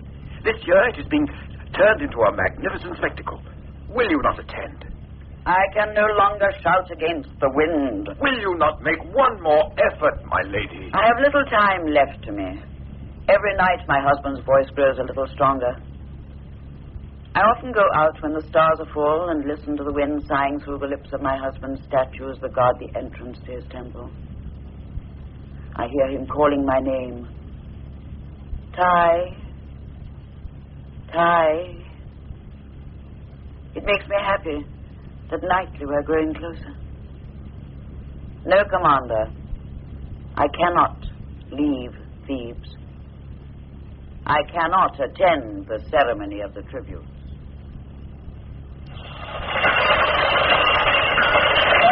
I always enjoy these grand occasions, Ramos, but being bumped around in a chariot is not one of my favorite pastimes. Oh, come now, The king's highway is one of the smoothest roads ever built. That doesn't say much for our other roads. Oh, do stop acknowledging the crowd, Ramos, as if their excitement was caused purely by your presence. A gentle wave now and again is quite sufficient. I see you're wearing half Egypt's gold round your neck. Gifts for? It's fortunate that nature's supply of flowers is inexhaustible. Girls are strewing flowers before each chariot. Please, it will slow us down. I was beginning to feel quite sick. Not far now. Outside the great temple, we shall see the golden pavilion best designed, especially for the occasion. The pillars are real marble encrusted with jewels and garlands of flowers. On effect for a brilliant gift, and built for a single day for the assembly. There's nothing frivolous about today's ceremony. It's a necessary policy. Why? When a woman's face begins to crack, she paints in brighter colors. Cracks? Is there danger of that? A precious ornament is always in danger of being cracked. Sometimes I wonder if your mind has ever known innocence. Like yours, I suspect not. Innocence is a luxury we have to struggle for. Now, after you. No, after you. Oh, very well. There are only 2 blots on this great event. Queen Tai's absence, which has deeply distressed the Pharaoh, and the other, the thought of Haremhead's speech, which deeply distresses me. Ah, Beck. Today you have excelled. Thank you, sir. The sun's disk in solid ground. The Pharaoh wants the symbol to be impressed on everyone's mind. Should certainly impress. Good morning, Tutmos. He's not at his most talkative this morning. Ceremonies always bring out the power side of his character. Will Nefertiti be able to attend? The child is not due for some day. Tutmos dreams of the Queen. Everywhere he looks, he sees her reflection. Everything his sculptures reveals her unmistakable features. I suspect Tutmos is in love with Queen Nefertiti. Beck, the Pharaoh would not like such talk. Oh, no. And he loves Tutmos for it. Let us hope she gives Egypt a son. That would solve some of our difficulties. And here the difficulties come. Both of them in one chariot. How different they are. The soldier and the priest. And already treated with respect. One should always show respect towards the future. But to which one of them does the future belong? Perhaps to both. Perhaps to neither. Good morning, my Lord Smenkering. Good morning, Good morning, Ram. What a cloudless one it is, my dear Prince. Autumn's night is brighter than ever. Ah, Prince Tutankhaten, how impressive you look in your gold armor. Another present from our good commander? Yes. How generous is in nature. And tactful. The sun's disk engraved on it makes you a soldier of art. A soldier of peace. A soldier's a soldier. How true. Horemheb's to lead a chariot charge. Yes, and make a speech. The charge is to show our foreign visitors what Egyptian soldiers can do if they have to. You think of nothing but war, Tutankhaten. It is to entertain our guests. It has no military aims at all. It's a warning to them. That has a military aim. The Pharaoh! That's the most beautiful. There, I told you she would be here, Tutmos. When I'm Pharaoh, I shall be carried like that. More tact, my young soldier, more tact. Make way for Akhenaten, Pharaoh of Egypt, and Queen Nefertiti. Hello. The hero has made himself conspicuous by his absence. Welcome, my dear friend. May Aten's goodness shine upon you all. Smenkering, you grow taller every time I see you. You must come and sit with us. And look, Nefertiti, Aten has a guardian. Our city has nothing to fear while we have Tutankhaten to protect. Beck, my dear fellow, the city is itself a tribute. Flags, flowers, gold cloth. Tutmos, that picture of us all worshipping the Aten is a masterpiece. I shall sit on one of the golden chairs. You, my little flower, will sit exactly where you were told. Sit with your sisters on those stools. I want to be with you and the grown-ups. Well, someone must look after your sisters. I want to be near Smenkering. So do I. So do we all. Perhaps I had better help Meritaten with her charge. Oh, thank you, Smenkering. That might help towards everyone's enjoyment. I shall stand here. It's easier to see if you're standing. Nefertiti, dearest, you must sit down. More cushions for the Queen. At once, my lord. You spoil me, my lord. And you make me light-headed. I now know what poets mean when they become drunk with beauty. Oh, it's good to be alive on such a day, and to have eyes to see such beauty. Everywhere. The cushions, my lord. No, give them to me. I shall arrange them. Lean forward, my dears. That's it. Martin. Yes? I love you. I think the ceremony is about to begin. Yes! Well, and a long night from Syria! 100 horses, the best in the world. Our good commander will be pleased. The beasts have been trained in a more peaceful setting. Oh, Nefertiti, how my mother would have enjoyed this. She'll come one day. No, she will never come. We will write to her and describe the day, my lord. We will tell her how the procession started with 100 Syrian horses.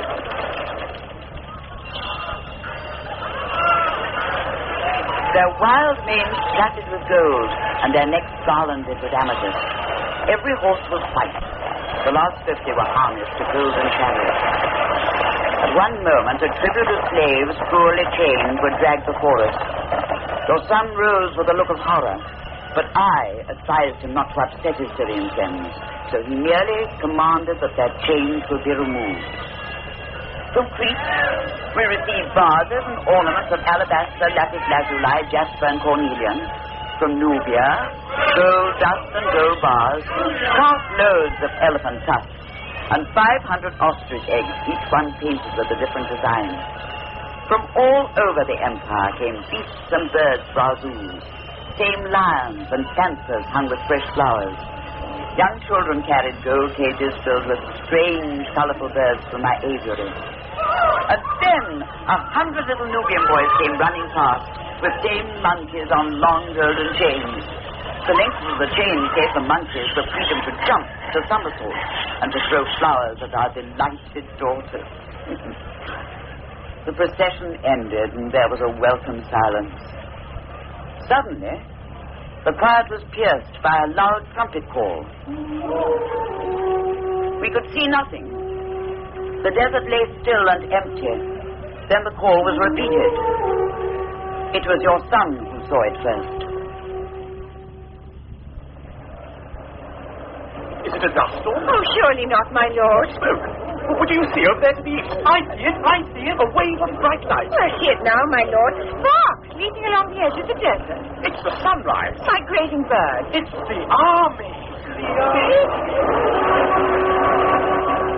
Look how fast they are. Yes, flashing in the sun. The sun's disc on their banners. Look at the dust they send up. Clouds of dust. And there's Horemheb leading them. Do you see? Right in front, dressed in They gold. won't be able to stop, my lord, surely. We must hope for the best. This could be dangerous. They seem to be aimed straight at us. No danger with Horemheb in command. If he stutters, his command may take longer to give than he realizes.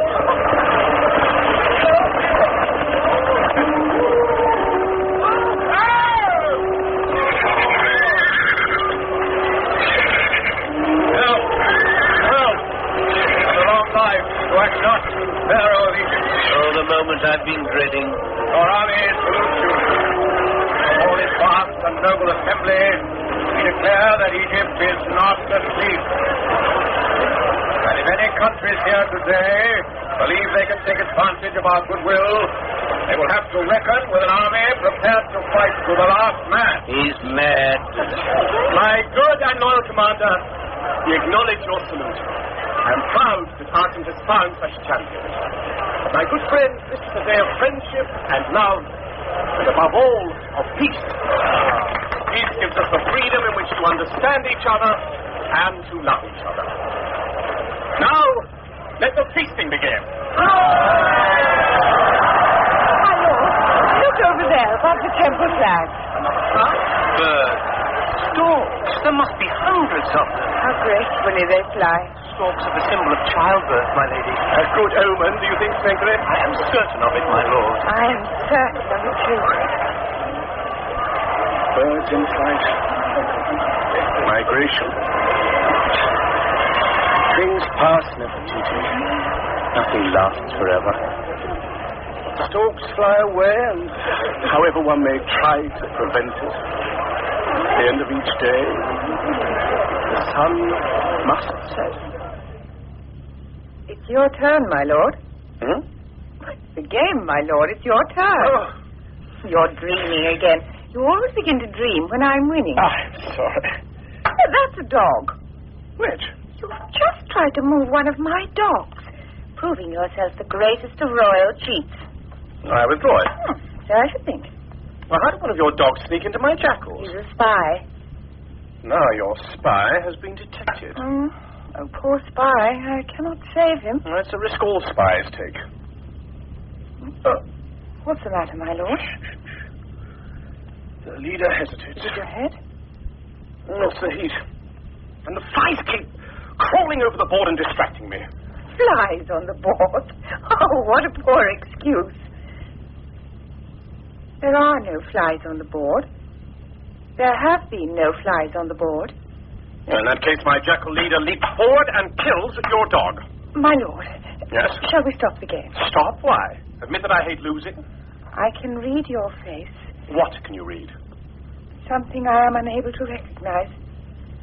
Tell me. You see the palm tree painted on this board? Yes.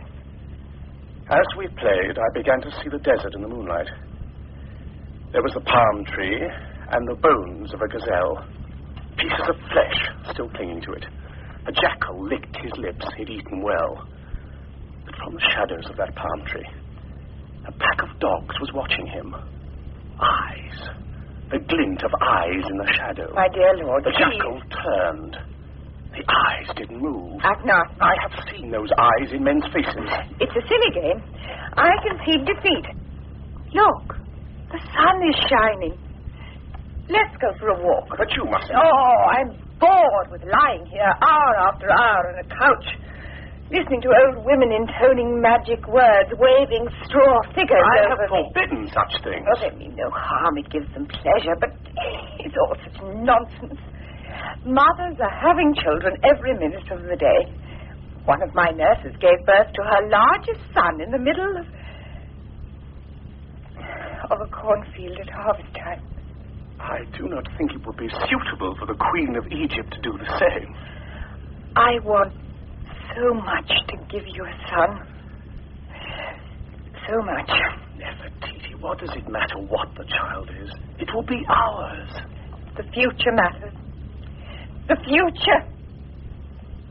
Oh.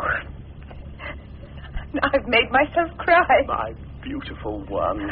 I want so much to give you a son. But I have my daughters. Why does Smenkere mean so much to you? Smenkere? He's my half-brother. So is Tutankhaten, but it's Smenkere you love. He's very like you. He is very like the son I ought to give you. Nefertiti, we can only accept what God decides. I'm sorry. Now you are upset. That is no way to greet a new child. The doctors say you must have absolute quiet. Oh, the doctors say. Bring the Queen some lime water. I don't want any lime water. And I don't trust doctors. I don't like doctors. I've seen you sometimes alone in your room, unaware of being watched, pressing your hands to your head as if you were trying to break it open. Do they help you? Or do I need a doctor to help me to think? Lime water, my lady. Then I shall pour it for her. Yes, my lord. My lord, my lady. Yes? We have been drawing in the sand, throwing the sticks. There is no doubt. Every time the answer's the same. A boy, every time. And the stars are well placed for the future pharaoh. Well, we'll soon find out if sand, sticks, and stars are as reliable as you believe. Thank you. My lord, my lady. Now drink this. And that is a pharaoh's command.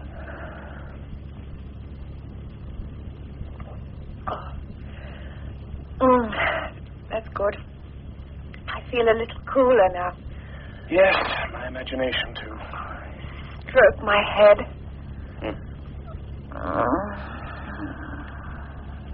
I remember once, the only time my father was ever really angry with me. He'd been out hunting. He was a very good hunter. On this particular day, He brought back a long string of quail, and he had the dead birds held out on a long chain for the whole court to see. Where everyone was on their knees, heads buried in their hands, pretending to be awed. My mother was praising him. It was all very formal. Pharaoh had proved his strength yet again. But I thought I saw one of the birds move. I looked away, and for a time I dared not look back. When I did, I saw that the bird was still struggling to live. The struggle was so awkward. I don't know why that frightened me so much. It was the awkwardness, the jerkiness in that little body. I screamed out. And when my father realized what had upset me, he tried to make me touch those moving wings. But I couldn't touch them. It was my greatest defeat. And my father's, too. I was packed off to the nursery in disgrace. But we can never escape. One day I will have to touch those wings. Nefertiti. Nefertiti. The Queen of Egypt sleeps.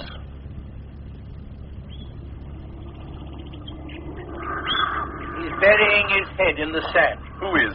The ostrich. I don't think it appreciates your company, Rumble.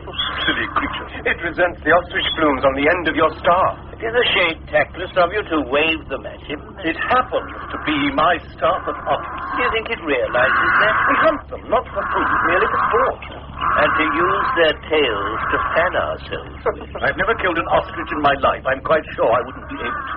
Only men. What? Men.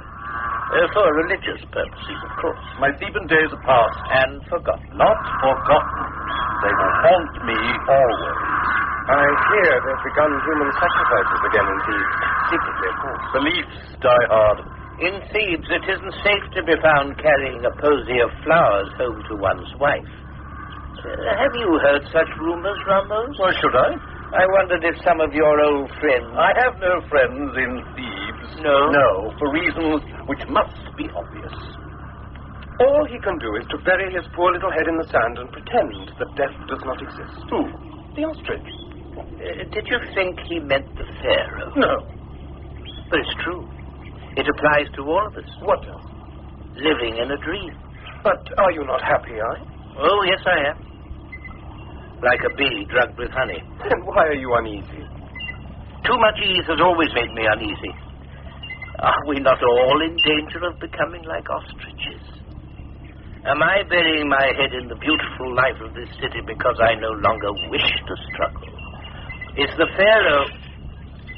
Oh, a cloud has crossed the sun. Good afternoon, Horemheb. Since that quaint speech of yours on the day of the tribute, you appear to have been avoiding the court. It's a fine thing for Egypt when one has to seek out a chief counselor in an aviary. It's pleasant here, Commander. If a little noisy. We need not detain you, Beck. Oh, do stop behaving as if we belong to your battalion, Horemheb. I shall go and see Tutmos and persecute him a little. It'll do his love good not to be taken too seriously. Must you always behave as if you're on the battlefield? At this particular moment is exactly what I wish I were. We need to mobilize. Oh, don't shatter a peaceful afternoon with war cries. You'll frighten the birds. I wish I was so easily amused. Why did Aziru refuse to attend the ceremony of the tribute? Because his father was unwell. Aziru's father was not ill. Aziru could not come because he and his precious father were on a state visit to the Hittite court. You have proof of this, of course. Yes, at least our spy network is still efficient.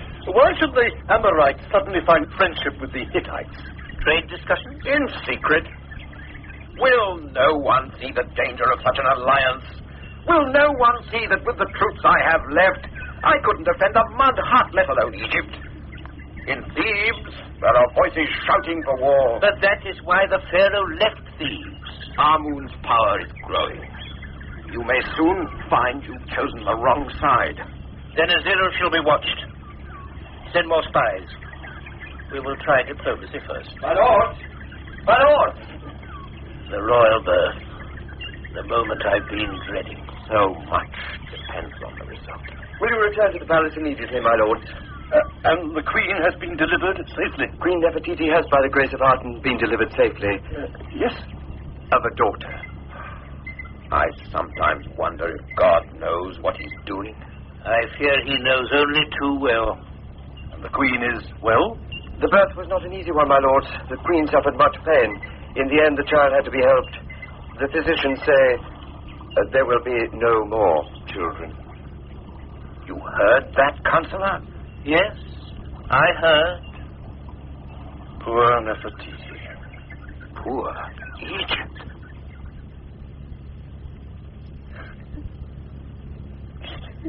Nefertiti, you must not cry. You must rest. Please don't cry. Does the scent of jasmine please you? Oh, come now, or you will make me cry. Together we might wake our new little daughter. Well, if she starts wailing as she wailed when she was born, the Sphinx itself will hear and come sniffing round the palace for a bone or two. It's no good, my lord. You won't make me smile. If I put on the royal beard, I would. That's better. Oh, Nefertiti, look at her. So small.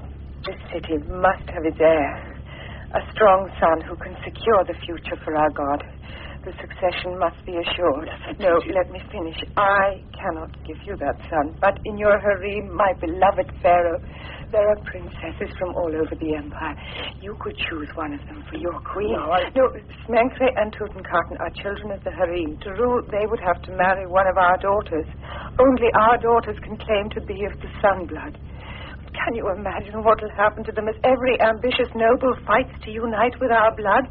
Well, they'd be torn to pieces in the struggle. And that will happen, Akhenaten, unless you have a son. Egypt must have a new queen. No. You must have a son. And if it means that I must lose you, then I have the strength to do it. I have a wife. There is already a queen in Egypt. If I have to marry, I shall marry one of our own daughters. Even that may have to be. My lord! Yes? A messenger has arrived from Thebes, from Queen Tai, my lord. Your mother. Well, let him come in. Yes, my lord. Nefertiti, you must never speak these thoughts to me again. Rather than lose you, I would lose the throne of Egypt. My lord Pharaoh, You have news from my mother? Queen Tai sends these words to her son, the Pharaoh. Be prepared, my barge is ready. I shall sail for your city as soon as I have your leave. Do you hear that, Nefertiti? My mother is coming after all this time. Tell Queen Tai to leave at once. Her son is eager for her arrival. Yes, my lord. Why this sudden visit? She could not have known of our new daughter. We must make preparations. My lord, I'm afraid of losing your love. How can you lose what cannot alter? It is engraved on the sun's disk. Its echoes are eternal. You said nothing could last forever. No. Everything lasts forever. When you saw the storks flying, you said nothing. Did I? And I was wrong. I should have added, except my love for you. My dear loving brother Akhenaten, Pharaoh of Egypt, it was with tears of joy in my eyes that I, Aziru, heard that Aten had blessed you with yet another daughter. I shall come soon to your new city to face certain dishonest men who lie to you and try to turn your love away from me. How could I, or my dear father, have gone to the court of the Hittite king? Egypt's enemies are our enemies. My lord, there is a certain man in Byblos who is no friend to you. Rebadi is a traitor. It is my love for you that writes this, so believe it. My father is now able to walk a little and sip warmed goat's milk. I send you 10 shields. Take... Well, Mother? I must return to Thebes. Tomorrow. So soon? I am hustled by time. I have come to say farewell. Farewell? That is why I have come. Only a few days ago, Nefertiti and I stood on the quayside waiting for my frail old mother. And what came skipping out of the royal barge? A bustling, energetic whirlwind, who immediately insisted on being shown the entire city, who threw the crowd into a fervour of delight, who made the commander laugh and Ramos and I skip about, who encouraged her grandchildren to behave like demons, and who brought great happiness to her son. Oh, Mother. No sentiment. You are looking younger, stronger, and more beautiful than ever. Oh, I was never beautiful. But our Egyptian cosmetics have always been the best in the world.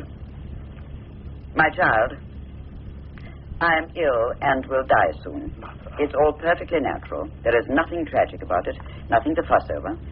But one knows these things, as animals do. Please. A circle is beautiful. An uninterrupted line. My departure will only appear to be an interruption. Now, how am I going to talk seriously to you if you insist on looking so lost? How should I look? Not like a bewildered giraffe. But I am bewildered. Look like someone who knows that God exists. Thank you. I would have liked our parting to be no more than a recognition. But, my dear son, to my last breath, I shall not be able to resist meddling in state affairs. I find myself concerned about Egypt. You must have heard that law and order are breaking down in Thebes. People are robbed and murdered. The buildings are beginning to decay. Tombs in the sacred valley have been pillaged and treasures stolen from your dead ancestors. When the moon is dark, the trumpets of Amun-Ra have been heard echoing from the hills across the river. You and I know perfectly well that the priests of Amun are blowing those trumpets, but to the people of Thebes, it means only that the dead are angry and that the curse of Amun is upon Egypt. Mother, that is why I left Thebes. Here we are spared the disturbance of ghostly trumpets. But this city is not Egypt. It is a few acres, no more. You are not the pharaoh of a few acres. You are the pharaoh of a large country with a great many other countries under your protection. You cannot shut yourself away in a cupboard and ignore the rest of the house. While I was in Thebes, I could at least delay the deterioration. When I am gone, who will there be to take my place? I don't know.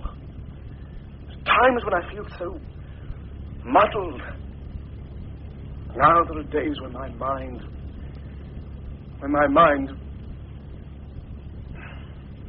Sorry, what was I saying? My son, I have not mentioned what you told me once. Your illness. I believe it is beginning. Bad dreams, depressions, fears that I cannot control. And already my eyesight plays tricks with me. Have you still not told Nefertiti? No. Surely she not only has the ability to understand, she has the right to. You will have to put the world around you in order before it is too late. What must I do? First, you must appoint an heir. That is imperative. It makes Egypt stronger in the eyes of the watching world. It can only be Smenkhare or Tutankhaten. Whoever you choose must be married without delay to your eldest daughter, Meritaten. That assures the royal bloodline and cannot be argued with. Then he must be made co-regent. He must be sent to Thebes to take my place. Are you listening? Yes. Well, which of them shall it be? Tutankhaten would make an excellent pharaoh, but his health is not good, and the blood of the dynasty needs strengthening. Under him, war will be inevitable. War is becoming inevitable because you will not act to stop it. I'm trying to stop it, Mother. New temples to Aten are being built in the major cities of our colonies. Daily, our new priests make converts. Your new converts are not going to prevent war. But they are. Do you not see that if in every country in the world there are people who believe totally in peace and nothing but peace, they will have that belief in common with similar people among their potential enemies, and this could be the first step towards understanding. Oh, my poor child. For a country to win anything worthwhile by force, that country has to be united, completely united. And yet it is weakened by even a handful of people who wear flowers, who speak with love, and who refuse to fight. If all countries were weakened by such things, there might be some hope. As it is Egypt, and Egypt only, that is being weakened. Are you prepared to allow Azuro to twist you round his fingers and play at cat's cradle with the Empire? Azuro is frightened. We shall meet and talk. Reason must and will prevail. I see you're still as obstinate as ever. It's not just obstinacy that keeps me chained to the cause of peace. I am chained by God's truth. Then you will have to make Smenkere co-regent.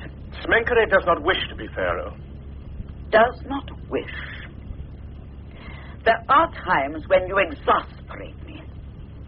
What power have our wishes against the necessities we are forced to meet? Reality demands that we do what we do not enjoy doing. We may wish that we had not been of royal blood, but we are of royal blood, all of us. Egypt has been committed to our care, to my care, to your wife's care, to your care, and, if necessary, to Smenkere's care. If Smenkere has to be co-regent, then co-regent he must and shall be. You have made me so angry that you have probably added several more years to my life. Well? How shall I bring myself to part with Smenkere? He's like the other half of myself. Your wife should be that. Sometimes they are very alike. I heard your voices raised and feared a quarrel. Your wretched husband tried to anger me into being young again. It's over now. Have we disturbed the feast? No. Now tell them we're coming. I shall do my best to pacify them. I had hoped to say what I had to say and return to Thebes untroubled. Oh, had I 5 more years. Don't. No. There is a level on which all the exasperations of the world cannot disturb the love there is between us. Let us say farewell on that level. We know who we are. You have vowed not to leave your city. I shall respect that vow. However much I am tempted, I shall not send for you. You are a creature of light, and death should not concern you. Goodbye, my son.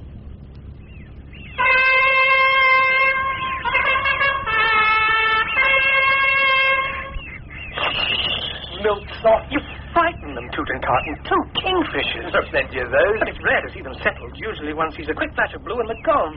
I've 2 wooden spears. Will you fight? No. Race me then. No. Wrestle. No. Stop prodding me. Stop me then.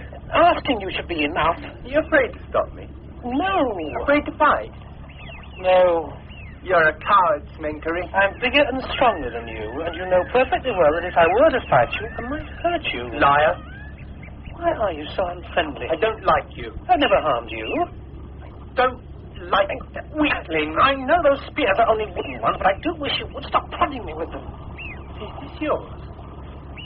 Yes. What is it? He's trying to carve something. What? Flight of birds. Not very good. Yes! Why did you do that? I wanted to. Now will you fight? It was only a piece of wood. Horemheb gave me this hunting horn. If you tried to take it, or even tried to blow it, I'd kill you.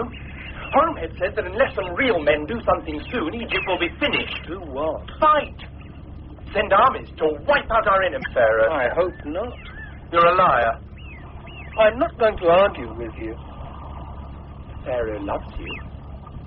Everyone knows he loves you. Does he kiss you? Don't make me angry. Well, does he?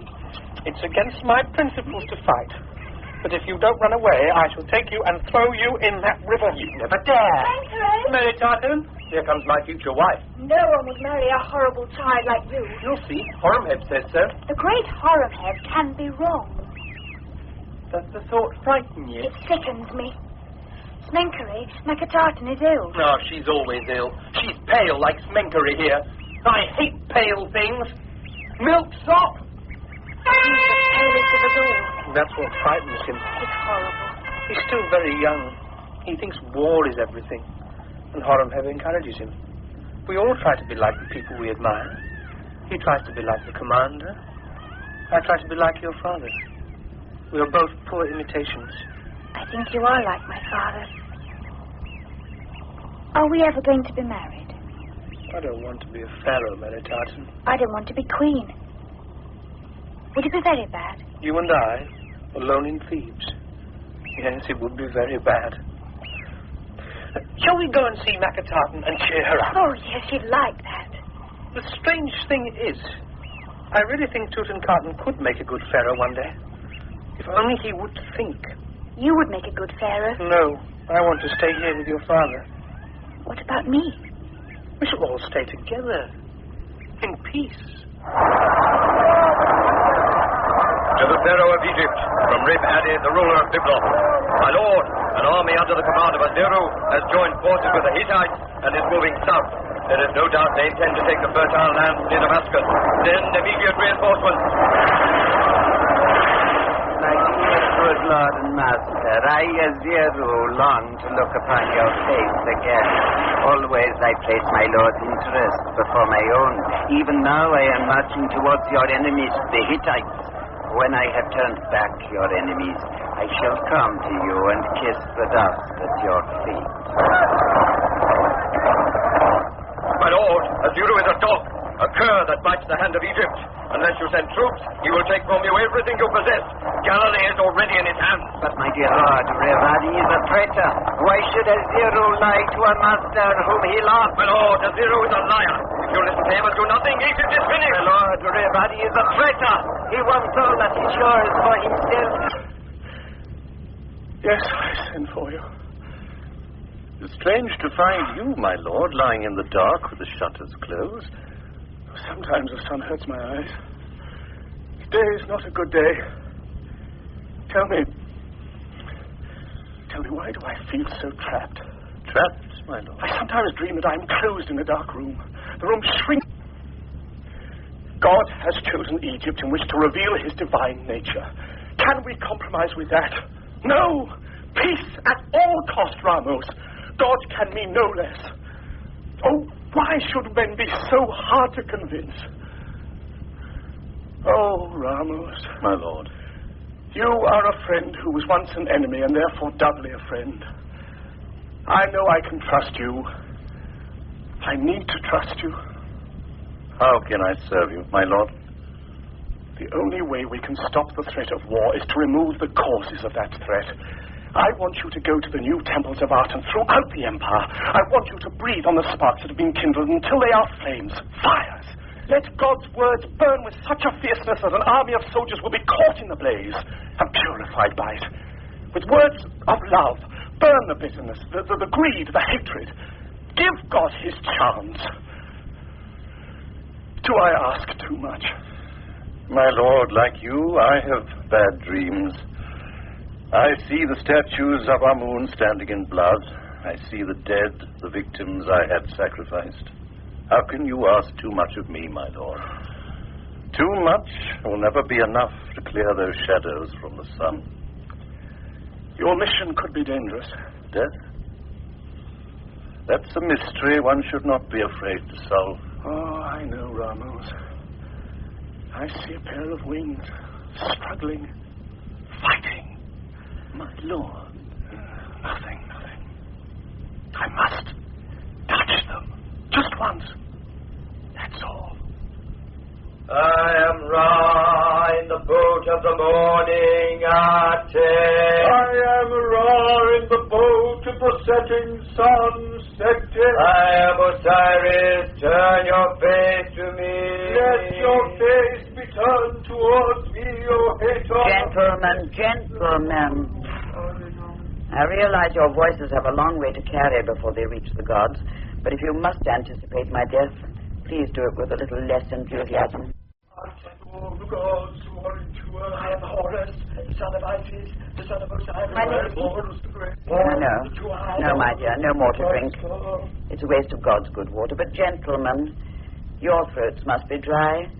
May I offer you some refreshment? My lady. Reproach. I shall try not to slip away in your absence. Now, gentlemen. Oh, for one moment of simplicity. Cat. My lady? Now come and sit by me. A moment ago I thought I saw a thin little boy running barefoot across the marble. There is no one there, my lady. He called out, "Mother, mother." Oh, such solemn eyes. Imhotep's dead, mother. Imhotep's dead. Imhotep was a cat. There he's laughing. Such a laugh. He's watching his father's pet monkeys. How shy you are, little one. Your toes wriggle when you speak to strangers. Now there's a young man standing on one foot. Love, Amenhotep. I can see it as love. It is written on your face. Stop laughing. Oh, Cat. What a strange storehouse we carry in our heads. Imhotep's purring in a corner, and I can smell sandalwood. My husband always smelled of sandalwood. Oh, you stupid child. It's only a shadow. Everything has a shadow. Everything. Oh, why will you never listen? Have you no sense? No sense? My lady. No, I know there's no one there, Cat. I'm playing games to pass the time. I'm still quite sensible. It's only make-believe. He made a vow, Cat. He will not come. My Lord Pharaoh, we have a son. How the trumpets blared out, Cat. Egypt had an heir. I had given Egypt a son. My husband rested his head on my hand and we both cried. Cried out of happiness that had no other way of expressing itself. It was so great. Cat, send for the scribes. I must make one last effort. I must try to make someone see sense. Yes, my lady. No, it is too late. I must leave the future to make the best of itself. Cat, what is that noise? Baker wishes to see you. They've tried to send him away, but he refuses to go. He could be an assassin. It's a little late for that. There's only the merest thread of life to cut. Shall I ask the servants to throw him out? No, not every woman receives a visit from a strange man on her deathbed. More amulets, I suppose. One should regret nothing, and yet one regrets everything. My lady, the stranger. Why are you so wrapped up, sir? Is it cold outside? Well, leave us, Cat, quickly. Yes, my lady. Are you real? Yes, Mother. You do look like an assassin, my son. You can unwrap yourself now. You must be uncomfortable in this heat. I could not let anyone see me. Oh, I forgot. You are in danger. Mother. No. Now, do not look too closely at me. I'm wearing no disguise. I may look. But do not be afraid. No. Recognize me by my voice. You should not have come. And you have broken your vow. Oh, my son. You have made me very happy. Mother, I have a barge waiting. My son, I have a barge waiting. I am going to take you back with me to the city of the horizon. What a pity the horizon is such a long way away. And that we can never quite reach it. How warm your hands are. No. Your barge is not for me. Nor the boat of Amun-Ra in which the priests will place this worn-out body. I shall sail in a smaller boat. A little golden boat. Autumn gleams. Do you remember? Yes. Your father will be waiting for me at the lake's edge, just as he always used to. And with us will go a thin, uneasy boy. No one shall take that boy from me. I need him to show me the golden carp as they leap after flies. Do you remember? Yes. I need him to keep the evening mosquitoes away, to pick lotuses for me as they float past. I need him to look up into the golden sails and to tell me his dreams, one by one. Autumn gleams. Do you feel the boat rocking on the water? So gently rocking. Where are we sailing, my little giraffe? Into the sun, Mother. Into the very heart of the sun. Then I shall not be afraid. You have an unfair advantage, Commander. It's some months since I last drew a bow. I am flattered you accepted my invitation. Oh, I was curious. Of what I wanted to talk about? Direct hit. My turn. So, Queen Tai is dead. Are you trying to put me off my shot? No, I've proved myself the victor. Let us walk a little and watch the others. Just when my aim was showing a little sense. Well, Commander? On the day of the Pharaoh's coronation, I expressed my doubts. And have been expressing them ever since. Have I not been proved right? There is a smell of decay about the court. Have you not noticed it? Pharaoh spends days in a darkened room. The queen locks herself away with her sick daughter. Everyone talks in whispers. What does he do, Counselor? Pray? Will prayers hold back the tide of barbarians sweeping across the empire? I agree. He seems odd since his mother's death. Grief, no doubt. Well, if you will not join me, Counselor, then I shall act alone. But act I must. Will you or will you not commit yourself? And where will my commitment take me, Commander? To where your shadow is cast over Egypt's throne. Your shadow, too. The hawk begins to wake. I see a young man clutched in the hawk's talon. Maybe. Is Tutankhaten your only trump for the future? You know that the Pharaoh has at least agreed to a co-regency, which means that Tutankhaten must marry Meritaten as soon as possible. You seem very certain that he will be the official heir. The Pharaoh will not be parted from Smenkare, and the weakling has twice refused to be made co-regent to go to Thebes. That weakling is to marry Meritaten. What? The Pharaoh has persuaded the boy to accept his future. It was settled this morning. And Tutankhaten? You've wasted a fortune on presents. So is Meritaten. She's sick. There are other daughters. Children. Tutankhaten, the child. Tutankhaten has never been a child. That precisely was what you recognized, Commander. I recognize only that Egypt has to be shaken awake, even if the shaking is violent and brutal. Akhenaten is still Pharaoh. He rules a sleeping land. But he rules. And if Egypt awakes? You're no longer afraid of treason, then. And you are not afraid to listen to it. Commander, I owe my life to the Amenhoteps, father, mother, and son. So, if it is ever necessary to take extreme action, I will never allow the Pharaoh to be hurt in any way whatsoever. If we agree on that, do we, together, place Egypt first? Together? I see no other way. Good. Let us return to our archery, Counselor. Your aim may have improved.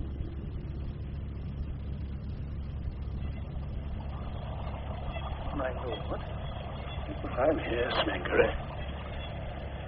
Look, the moon's rising. The Nile is bubbling with light. This will be the last time we shall sit here together. There are tears in your eyes. Did you think there wouldn't be, Smenkare? Did you think I was sending you to Thebes because I had exhausted my love for you? How shall I bear the loneliness? As I shall. Pain. Never to know that somewhere in the garden where I'm sitting you might appear. Never to see your shadow fall across me as if in answer to a need. Never to see you. I shall watch the Nile flow northward towards you and envy it. But to leave you now, when I know how you were troubled. Do you know, Smenkare? No, not even you. Why may I not stay? I love you, my lord, as much as I love anyone. They buried my mother today in Thebes. They hooked her brains out through her nostrils. They removed her heart, her brain, her liver, her intestines, and packed them in alabaster jars. They filled the empty body with spices, salted it, and soaked it in natron for 70 days. Now, wrapped in bandages, covered in gold and jewels, it lies in the grandeur of its tomb. The sarcophagus is closed. The wailing is over. The praying finished. And the seal is on the stone doors. But where is she, Smenkare? Where is she? Do not think of these things, my lord. Osiris, green and white. mutilated. I touched the bird. It was cold.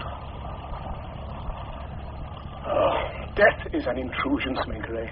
The promise of a kind eternity is not sufficient excuse for such an intrusion. My lord, you're shivering. What was that? A white owl, my lord. Look, over there, on the far side of the river. A soul, child's cry. Oh, Smenkere, I'm tired. Where is the light? It is here. No, not the moon. I dreamt I saw the city of God in the center of the sun. It stood on the horizon as the sun rose. I took that dream and tried to give it life. The city is still here, my lord. My mother's dead, my daughter's ill. In Syria, men are playing war games. The priests of our moon sulk in the shadows. And I'm trapped in my own dream like a snared rabbit. Like a bird, not quite dead. And there is no escape. Now, I must lose you. May I not stay? Smenkere, you are my brother, my son, my much-loved friend. Who else can I trust in Thebes? If Egypt goes to war, Artem will be lost forever. I have too little time, but you will guide the future gently. White owl is hunting again. That is a human cry, my lord. What is it? The moon is turning black. And there is blood on the Nile. Hello, my lord! Cyrus stands at the water's edge. My lord Pharaoh. Yes, my face. Your daughter, my lord, the Princess Bagatatan, is dead. I'm not quite sure where I am. The moon seems to have fallen into the river. It's grown dark. Will someone give me their hand? My lord. And lead me to my wife. Time and time again I called her back. There had to come a moment when she would not hear. I believed it was enough to dance to my own heartbeat, to see and proclaim beauty. I believed that love was everything. I was wrong. Wrong. I thought darkness was merely absence of light, pain, the absence of happiness, evil, the absence of God. It is not true. Darkness, pain, evil, and death are the very presence of God. These are not the words I looked for. The earth is beautiful. Man is divine. God is love, one cries. Then, crash. Like a man's foot crushing a beetle, the dark beast pounces. I am the dark. Know me. My lord, I have lain in your arms and loved you. I have followed you as a disciple follows his teacher. And have you now led me to the edge of a cliff to tell me now to leap into the darkness from which with such gaiety we escaped? In this space between us, the space of a small bed, our daughter's body lies. Can we not share our grief with the dignity of parents who have loved? Is not the space of this bed small enough for our hands to touch across it? Death divides. Death devours. Death is real. It was his grief that spoke. If it were only that, Beth, but since we buried our daughter, he has locked himself away. More and more now, he hides away in his rooms with the shutters closed. And sometimes, when he looks at me, he does not even seem to know me. Oh, my lady, how can I be expected to bring life to a stone if life refuses to keep still? I am sorry, Tutmos. How can I work when I'm angry? Does my talk anger you? Oh, my lady, when I see you upset by your husband's behavior, I must speak the truth. That pale, obstinate donkey is lucky enough to be loved by this paragon amongst women. Forgive me, my lady, but as I chip my way into this piece of stone, I have to ask it questions. As I shape it, the grain gives me the answers, and so the artist becomes a prophet. Your sorrow is revealed to me in this stone, and it is a sorrow that refuses to express itself, and that is not right, my lady, not right. Go back to work, Tutmose. This might be the finest head you've ever created. I think it is kinder to the truth than the truth deserves. I do not flatter. I see what I see. Oh, how good you are to me, my friend. But tell me, why a man whose whole life has been spent in the light should now be so obsessed with the dark? At least while Smenkere was here, he could find a companion. It's a good thing he's gone. Why, Tutmose? Well, my lady, we all saw how close they were. We all saw your picture of their closeness. Was the Pharaoh angry? For a long time he studied it. Then he turned to me and said, "How well Tutmose understands what love is." No, believe me, my friends, Smenkere's absence is not a good thing. With his mother dead, who now will be able to reach him? Why not you? I, of all people, am the one he keeps most distant. And yet I know he loves me. He may be ill. He says not. And he refuses to let the doctors near him. If madness is an illness, then he is ill. Madness? Is it not madness to neglect the Queen? To hide away from the world? Not attend Arden's rising and setting so that all who believe in one God are bewildered by his absence? Is it not madness to refuse absolutely to defend an empire that is being overrun by barbarians? The ideal of peace is one thing, the reality quite different. I beg you, my lady, to forgive and forget what he's just said. No. What he says is true. But tell me what I can do. Well, speak to the Pharaoh. He will never listen to me. Make him listen. You must make him understand what you think. Go back to work, Tutmose. No. I shall leave this work unfinished. The mystery is enough.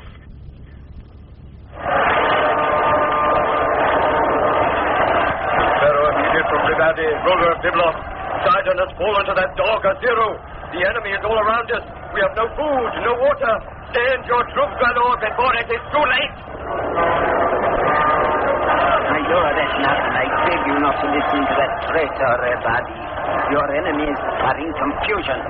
I am overjoyed to hear of Lord Smenkere's marriage to your daughter, America. May their happiness indeed be great. So I am your friend. My lord Pharaoh, the Amorites and Hittites have assembled a great fleet of ships to attack Tyre. Send troops! My lord Pharaoh, Tyre has fallen, Tunip has fallen. Send troops! My lord Pharaoh, Beirut has fallen. I am trapped like a bird in a cage. Byblos will soon be lost. Oh, why do you not send us troops?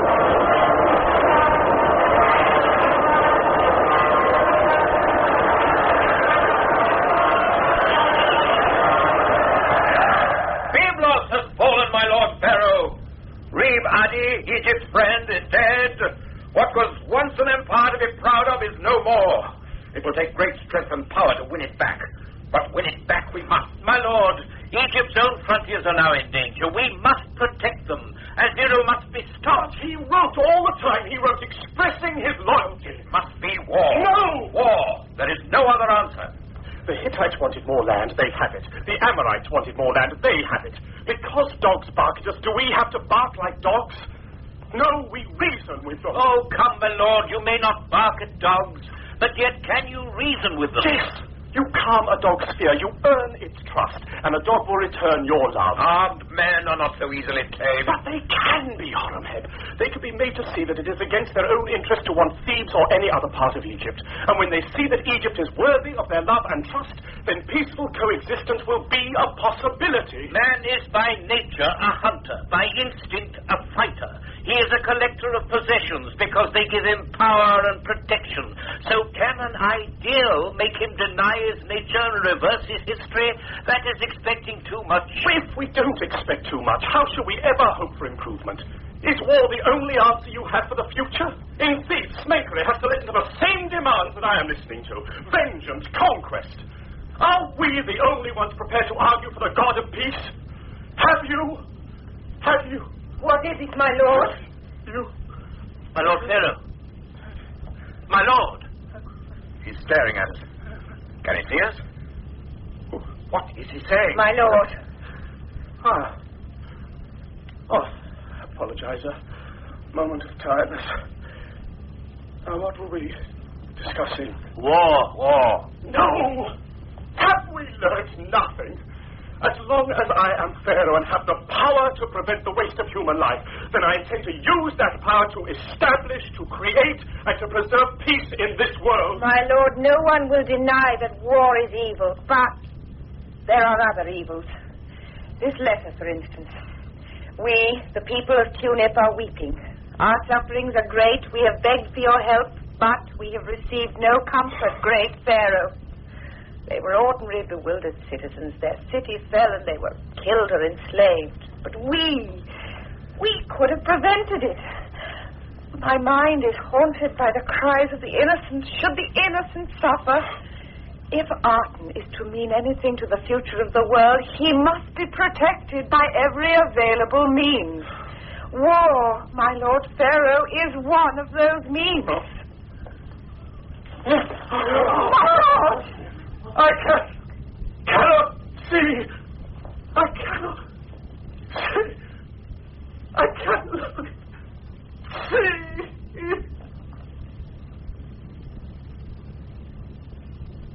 You sent for me, my lord.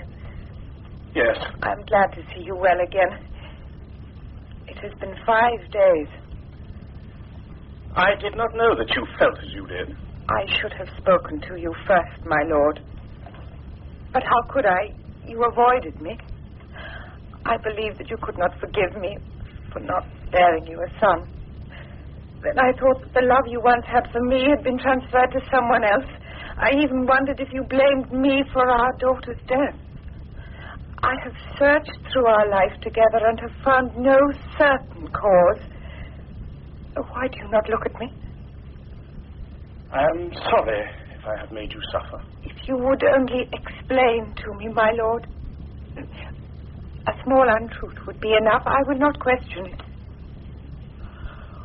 What are we two doing? Moving closer and closer to misunderstanding. Akhenaten. You believe in the necessity of war. Why? I believe one must defend one's ideals. Can ideals not be defended by reason? Not against the unreasonable.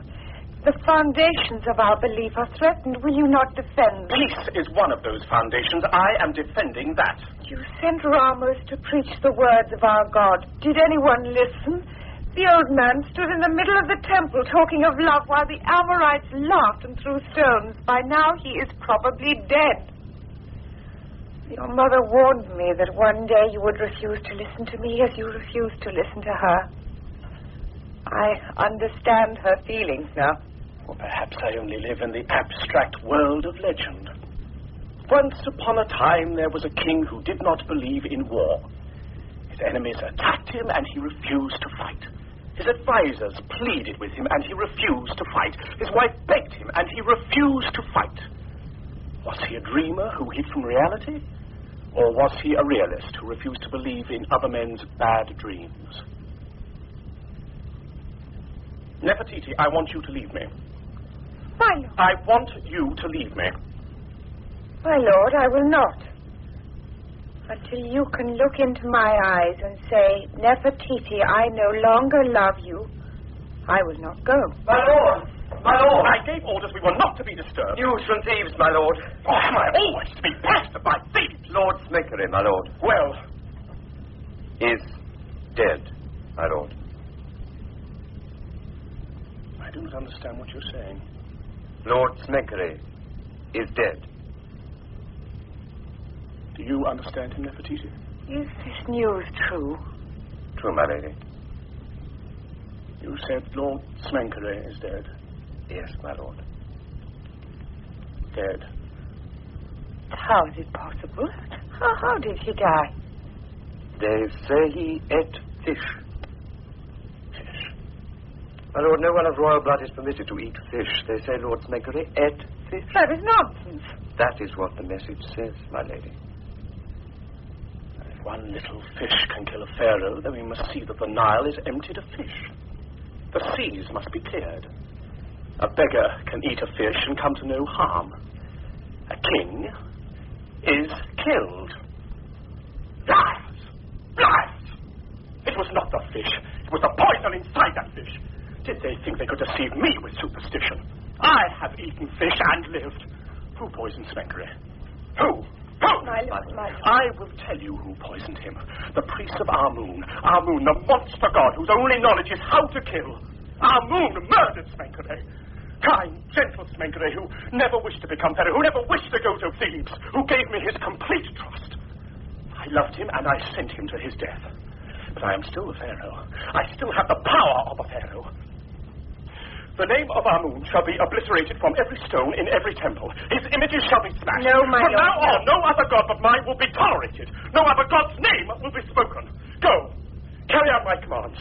Go. My lord, it would It not was be not wise. wise of them to kill my brother. My friend. Oh, my lord. Now, you have your chance. Take Tutankhamun and marry him to one of our daughters. Tell Horemheb-Onai and all who wish for war to go with him to Thebes. Let them begin the killing they are so anxious for. Once at Nefertiti, you suggested I should take a new wife. You were right. I will. I will. One of my own daughters. I will beget an heir that will bring the sanity to Egypt Smenkere would have brought. My lord! It's too late. It's too late. Now, this place is not for you. It's falling. It's falling. Smenkere! Leave. Leave now. I am still the Pharaoh. I am still... Go. Go!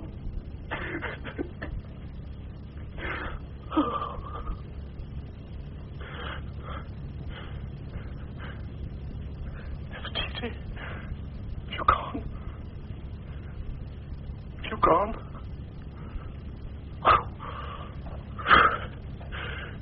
It's cold. It's cold. Dark. Dark. Dark. The Pharaoh Tutankhamun from this day on wishes to be known as Tutankhamun, son of the god Amun-Ra. Hail to the Pharaoh Tutankhamun! Hail to the Pharaoh Tutankhamun! Hail Tutankhamun! From today, I will restore to Amun all that is his. I am sending our great general Horemheb to beat back our enemies, to clear them from our empire. Pharaoh Akhenaten has sworn never to leave the city he built in honor of his heresy. He has no power over Thebes. Akhenaten is Pharaoh no longer. I have taken his daughter as my queen. The royal line is assured. Egypt will be great again. Congratulations, Commander. You have created him in your own image, and he has learned well. Thank you. Now that we have a new Pharaoh, what will happen to the old? He is harmless. Many people believe him already dead. We will encourage such rumors. He has too many friends still to risk shedding his blood. And his ideas? They weaken Egypt. They must be stamped out. Commander, Yes, great Pharaoh. I want to go with you to war. There will be many years for war, my Lord Tutankhamun. At the moment, you must be content for our general to win the battles in your name. It is time for you to rest. Rest? Am I always to be treated like a child? I'm not ill. Am I, Commander? Ill? What nonsense. But your counselor is right. You must rest. When we've achieved victory, great Pharaoh, when Egypt is strong again, then you may do as you wish. Very well. But for 1 hour only. Well, counselor, do you see? Our shadows do fall across the throne. Uneasily equal. A trick of the light. The boy has inherited the ill health of the Amenhoteps. Can he live long? Can he live long enough? And what then? Do not take advantage of my absence, Egypt needs its army. Only if the army is victorious, Horemheb. As a good patriot, I wish you victory. As a good patriot, I accept your wish. But beware the hawk, Councillor. Oh, I shall, Commander. I shall. The dream of Akhenaten's city is finished. Egypt has woken up. But he still lives. Lives? Do you call it that? Haunts, more like, Councillor. He haunts his empty dream. My lord, Akhenaten, do you know me? Do you not recognize Ramos, your faithful servant? No? My lord. I know that voice. My lord, you know me. I dream I know you. Are you not dead, Ramos? Not quite yet, my lord. Why did you come back? Where else should I go, my lord? This city is my home. How strange that you should be so faithful. Why strange, my lord? Even Tutmos is gone. Beck. And yet you come home here like a loyal pigeon. My lord, I became a priest of Amun-Ra because I believed in a god and I wanted to serve that god. It was not until you opened my heart that I understood the nature of the god I wished to serve. For me, the journey to the sun's disk was not as long as it might have been for others. It is finished now. No, not finished. My mind does not stay with me for long, Ramos, and I'm blind. Does the Queen know? She must never know. I sent her away before... But what explanation could you have given her, my lord? No explanation. But why? I cannot remember a time when I have not loved Nefertiti. From the first moment, for always. I never believed I was a man to be loved. When I began to see that my love was answered, I stepped into a dream from which I was afraid to wake. How could she love me as I am now? I want to remain for her the prince in a nursery story. Oh, you were wrong. Oh, the hurt will heal. Is Egypt at war? Horemheb was defeated. Defeated? He will try again. He is gathering fresh troops. But Tutankhamun is dead and buried with his few little treasures. It is a small tomb, they say. Oh, poor child. He's never strong and so insistent on strength.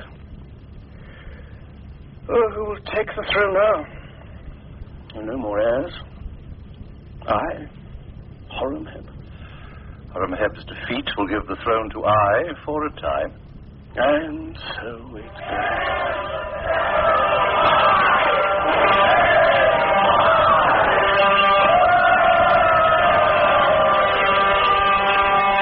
People of Thebes, today I have been crowned by Amun-Ra as King of the Nile. The commander of our forces has been defeated, but your pharaoh is sending him new armies. We hope this time he will be successful. I have taken Tutankhamun's wife as my wife. The future is assured. May Egypt shine forever.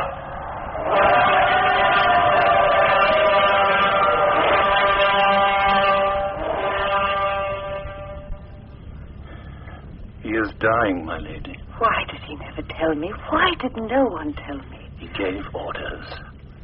I have disobeyed them. Will he know me? He might. His mind has strayed less lately. Speak to him, Ramos, gently. My lord? My lord Akhenaten, Oh, I am awake, Ramos. My lord, I ask your forgiveness. I have never disobeyed you before. But is it still night? Yes, my lord.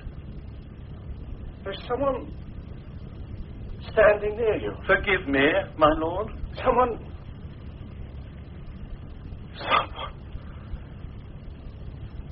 Nefertiti, you should not have come. You should not have come.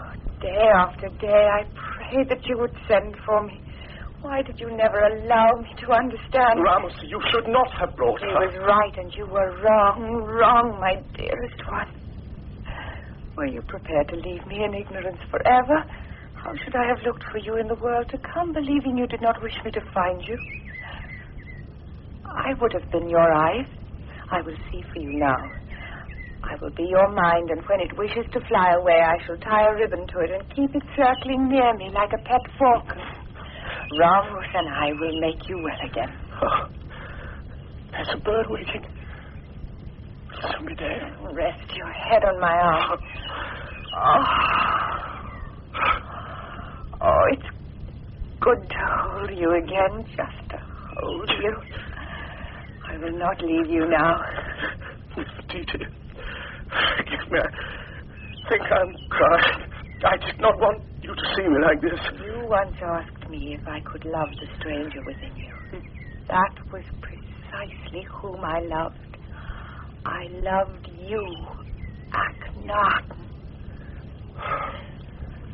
Open the shutters, Ramos. Yes, my lady.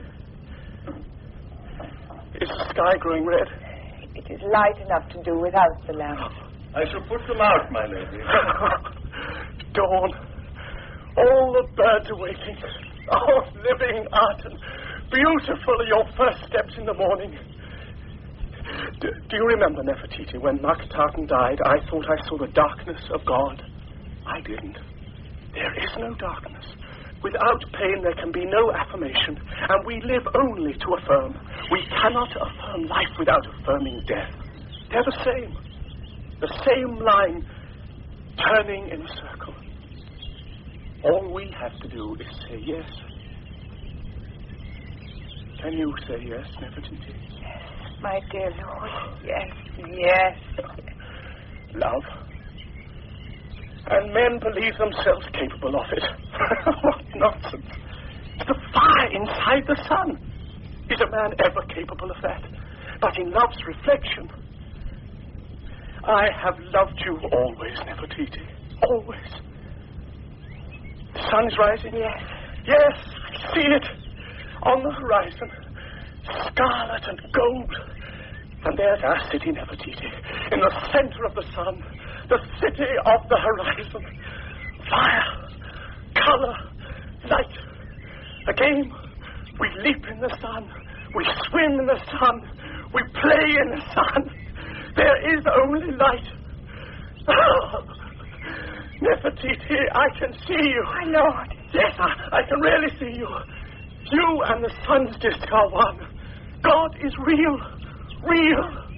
There is only God. Forever. And ever and ever.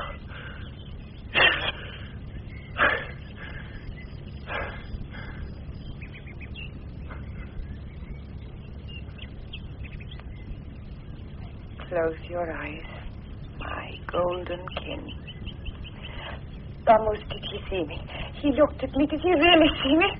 If his eyes didn't, he did. Look at his face, Ramos. You will see the young man I first loved. Thebes shall not have his body. We will take him in a royal barge to some place where no one can disturb him. They may call him a heretic. They cannot put out the sun, Ramos. Try as they will. As long as there is life, they cannot put out the sun. I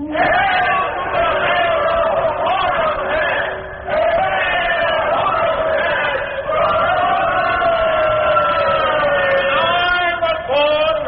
Amun, the king of the gods, took me on his lap and nursed me. Now he has given me victory and brought me victorious to Thebes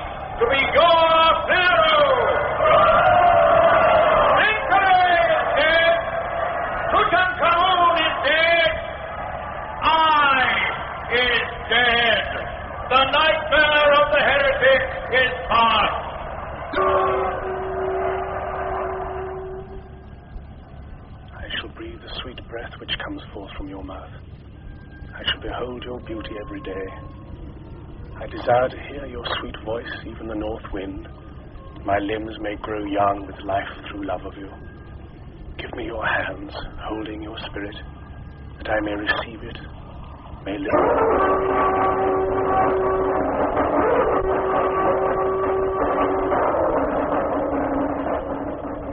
In The City of the Horizon, the second of two plays by David Spencer, Gary Bond played the part of Akhenaten, Pharaoh of Egypt, Mary Morris that of Queen Tai, and Kate Binchy, Nefertiti.